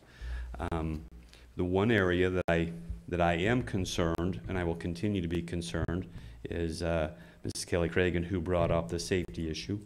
I have not been on site, so it's hard for me, but I will take her for her word. I know her, and she was very passionate in that concern, and I'm going to draw a circle around safety for sure. But for me, the one that, as Commissioner Harvey talked about, is I am somewhat concerned about looking indoor, even into commercial at this time. And I'll have to wrap my arms around that to the extent that that does become an issue where we have to send people in for compliance checks. And I'd rather send our staff in for alcohol and tobacco compliance rather than lighting compliance. But that is a question that I have. It's very easily stricken if that's the desire. It's not tied to anything else. It could just be a strikeout. So I think that we've had some good discussion, some good debate. We can take some more input, but my preference would be that this last portion of this public hearing is for you to kind of hear what our thoughts are. If there's something that's burning in you, but my preference would be to close this and move into our public meeting. Okay? All right. Thank you very much. I'll entertain a motion to exit our public meeting and hearing and head back into our public meeting. So moved. Second. It's been moved and seconded. Any further discussion? Seeing none, all in favor say aye. Aye. Aye. Okay, we're back in our public meeting. We're in item 2, public meeting to discuss any possible changes to the Ogden Valley Lighting Ordinance, ZTA 2016-06. Commissioners, what is your pleasure? You want to have some more discussion? I'm going to throw out a motion, and you can. We'll see what happens. It can be adjusted or whatever. I know that these, like we've said before, you're about to watch sausage be made, and it's political sausage. It's ugly and gross, and hopefully tastes really, really good in the end. That's the goal. But again, I don't necessarily even like the way that alternative 3 is written, just because it says instead of adopting any new ordinance or ordinance modification. I can see how someone could say, I understand. It doesn't look like you want to do anything about the dark skies. I do, and I hope that everyone understands that. But I do think that with the concerns that I think have been brought up, both by all 3 commissioners, and some different, some similar, and different levels of passion, I get it, and frankly, among the public. I still believe, and I do believe, that option number 1, we haven't even talked about option number 2. There are some differences there, but option number 1 has definitely got things in it that I'm not comfortable acting on it today. Clear from the beginning of the definition section, where we talk about trespass, and as I mentioned, those types of things, and all the way through it, there are concerns that I have. That's why I wanted to have some other options in case we were forced to act today. I don't want the perfect to be the enemy of the reasonable, but by the same token, I don't think that this is something that has to be done today, with the risk of having problems with what we, having challenges with what we do end up enacting. And so my suggestion is that we create a resolution for internal policy that focuses heavily on education and incentive. And so it's a voluntary, incentive-based program that staff bring us an option that is solid in those areas and present it to us, and that they do so in a way that is conducive to the wording in the general plan, that it meets the desires of the general plan, and that we can get our arms around as we move forward on this, and that we take this up at another date as soon as possible. I do think it's important that it starts soon. In fact, our building permit fees go up on July 1st, right? So it'd be really nice if we didn't get really used to having that money if we're going to offer it as incentives. You see what I'm saying? So so quickly, and it doesn't take long to put that into action. And so that would be my suggestion, that we create a voluntary incentive-based program that staff would bring to us soon, that we might be able to move forward in a very timely fashion towards a resolution here. And I'll make that in the form of a motion. I have a motion. Do I have a second? Seeing no second, the motion dies on the floor. Open to another motion. I will make a motion, and based on, I want to say before I make the motion that I wholeheartedly support what you said, Commissioner, and felt your passion with regards to Constitution, Article 1, Number 1, and I appreciate very much about property rights, especially the health, safety, and welfare. I'm on board with that 100%, and I support it 100%. As I look at property on this particular instance, there are rules. That's not a mandate, that's not an ordinance, that's not but I'm going to call it a rule, a very soft word, about the type of foundation we have to have. If I wanted to use block or rock, I've got to use a particular type of foundation. They're going to even tell me what the spec mix is in the concrete. But that's true. They're going to tell me a shingle type. They're going to tell me the veneer type, because I can't just put plywood up. I'm told what I have to put up now. They're going to tell me I have to do electrical, and then I have to do plumbing, that I have to have some kind of a kitchen. They're going to talk to me about wood-burning stoves. They're going to talk to me about structure size. This particular ordinance, as I understand, and as you have concurred, Charlie, does not affect existing residences unless they decide to do a major remodel, in my mind. It protects agriculture, which is vital to me. As it relates to the comment about the school, I'm going to have a personal discussion with the school superintendent about that and lighting, because I'm concerned about it anyway. But I'm going to make a motion, and I don't even know what I'm making. I'm going to make the motion that we accept the document that came in from the Planning Commission with these changes. That commercial goes to 10 years and not 5 for compliance. That it is a civil, not a criminal offense. And until I get a better understanding about indoor lighting, that we strike the indoor lighting piece of that for now. I don't know what option that is, but I'm going to call it option 4. That's option 1 with amendments to the plan. And so My experience has taught me that by doing this, I'm upholding the Constitution and using the experience that I've had in the past to do the best thing for all. So that is my option. So it's hard for me to second a motion like that because I don't understand it. I know that it sounds like option one with amendments, but you're talking about rewriting, approving an ordinance where we have not rewritten the punishment stage or the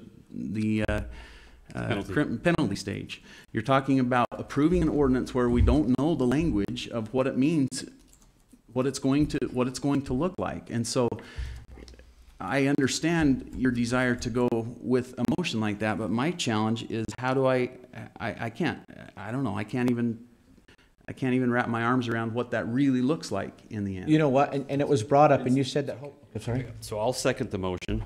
Oh, can I just say Yes. something? No, wait, sorry. I'll second the motion. Do we have any further discussion on the motion? The motion is to adopt the recommendations of the Planning Commission, which was alternate 1, make an adjustment from 5-year to a 10-year on commercial, striking the commercial indoor portion, and changing the penalty from a Class C misdemeanor to an infraction. Does that sound legal, Mr. Wilson? Yes, infraction is still civil? A penalty. Did you want? You can't go to jail for an infraction. Okay. Further discussion. Are you comfortable making that change on other land use ordinances? I would hope that we would have some general discussion about decriminalizing as much as we can, but still having the sufficient level of penalty to have compliance. But specific to this ordinance moving it forward, I am comfortable having that as a stipulation. Just a second, just a moment, Charlie. So I'm comfortable in restating that to infraction, but I would have to look at those individually on those. That would be my answer to that. And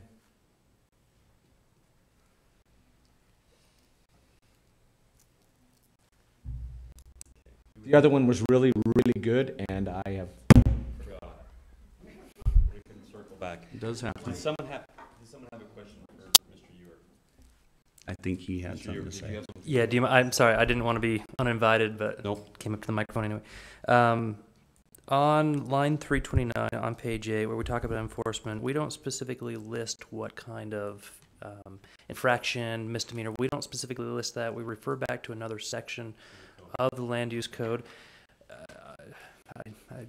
I'm inclined to agree with Commissioner Gibson on approving alternative enforcement mechanisms without having new language proposed to the commission, because when we're moving from criminal action to administrative action, there's a number of different rules that go with that.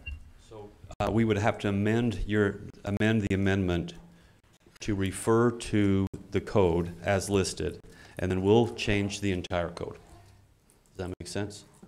So we're not making it a Class B. We're just referencing the penalty phase, and then we'll need to go through the entire code, and we'll have that done before this takes effect, so it becomes an infraction or whatever we adopt. I'm Are you comfortable with that? Yeah, just because we've done it other places or it's been done other places in the past doesn't mean we need to perpetuate it, and so that works for me. Okay. So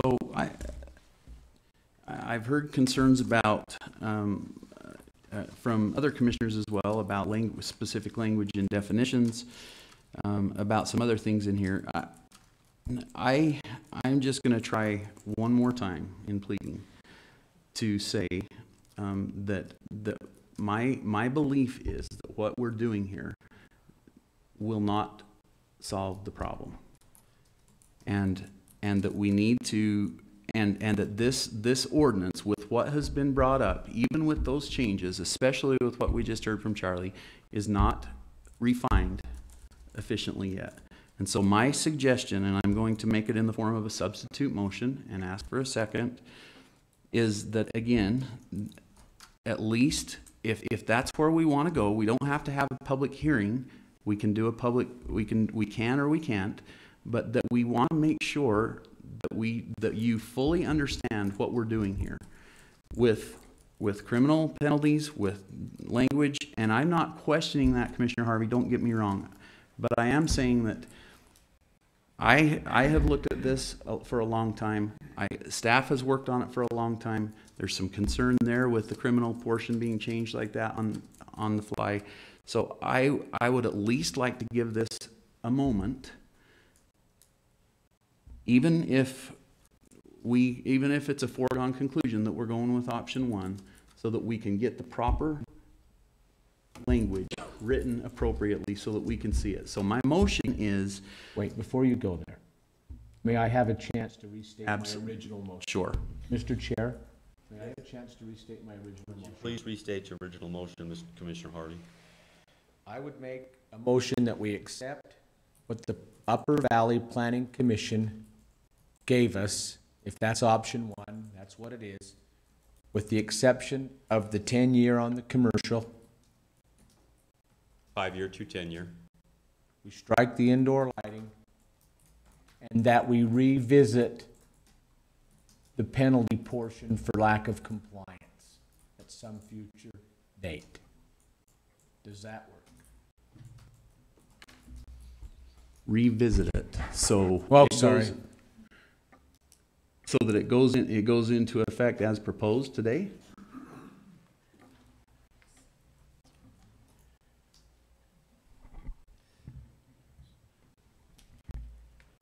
Why, if you're uncomfortable with that portion, Commissioner? No, I'm trying to be, come to some middle ground here. I understand that. If we have to revisit what it is, I just am not for putting people in jail if we can do it civilly. So if that word today is, what's the word we just used? Infraction? Infraction. If that's what infraction means, then I'll stay with infraction. Well, I think, again, I think what we have to do, and this ordinance is referencing the penalty of an entire land use. Land use? Code. And we need to revisit that land use code for the penalty section, and we need to make those changes. I feel comfortable in moving forward with an eye on adjusting those penalties. And as those penalties are adjusted, it will automatically, because it's written in this ordinance, have adjustments into this ordinance. And we're not going to issue any citations in the next 4 or 5 or 6 months. And there's plenty of time to make those adjustments that we need to make. I think that's a reasonable motion to leave it as it's listed, referencing the present code, and make adjustment in the present code. Cop codes all that much, but I just don't want a guy going to jail for this. He can pay out of his pocket, but he doesn't need to go to jail. So however you want. So we've restated the motion. We have a substitute motion that's pending. So again, my argument is, Commissioner Harvey, if you have concerns with the penalty phase, let's hold off long enough to address those concerns and give us something before us that we can see in writing that addresses those concerns. That's stated. Let's state the motion so we can move on that motion. So I guess the substitute motion then would be that we instruct our staff to go forward with the concerns that have been laid out, especially the one with the penalty phase. I think there were a few others that you mentioned, but I can't remember which they were. And come back with a recommendation and language, written language that we could adopt soon. Maybe even be as specific as our next regular commission meeting. With the idea, well, let's just leave it at that. That's probably as simple as it needs to be. We have a substitute motion. Do we have a second to the substitute motion? Okay, so that motion does not have a second. It dies on the floor. We have a motion and we have a second. And I think we've had discussion on that original motion. Fatima, is this the first reading? Where are we at? I'm lost. I have so many papers up here. final. So we would be polling the council. Okay, Fatima? Hold on then. Hold on. Fire away. Don't want to delay. Explain to me exactly what the penalty is without delay, since we're not delaying. What the penalty is in this case. It's a Class B misdemeanor. So just to be clear, we are moving forward with this as a Class B misdemeanor. Correct. If this motion passes. As in virtually all of the penalties in all of our other land use codes. Health, safety, and well-being. That we have already had complete discussion on, and we want to make changes in those to decriminalize those. I think that's been made fairly clear to everybody here that we do not want to arrest people for not meeting a lighting code and take them to jail. We want to create a code that creates compliance and maintains the rural and dark sky community in the Upper Valley, and we will work with staff to make those changes as quickly as we can. Can I just ask one question of Commissioner Harvey? What is your thought process between today and July 11th? Why wait? Because, well, I've explained to you why I think we should wait, because I don't know how to fix that problem that you seemed concerned about, and I'm concerned about as well, without seeing it in front of me in a written form that addresses all of those connections back to the land use code. I don't see an infraction. I see an infraction as something that's moving in the way that I was hoping it would be. And I don't see this whole thing, quite honestly, I don't see this whole thing as a property right or a violation of our liberties. I just see it as another thing when you're building a house. I've seen it in everywhere I go. So it's not, to me it's, and because you don't comply with your light doesn't mean you go to jail. So, I mean, it's just, that's... But it does. But question asked and question answered. But it does in this case. So we'll now poll the commission. Fatima. This will be resolution, ordinance 23. 23. Thank you very much. Commissioner Gibson, Aye. Excuse me, no. Commissioner Harvey. Aye. And Chair Ebert. Aye. It passes. Thank you very much. And thank you for the spirited discussion that we had. Thank you very much. Okay, we have some time set aside for public comment and anything besides this. Seeing no public comment, I'm open for a motion to adjourn. So moved. Moved. I second. All in favor? Aye. Thank you very much. And thank you for attending today. And thank you, Charlie.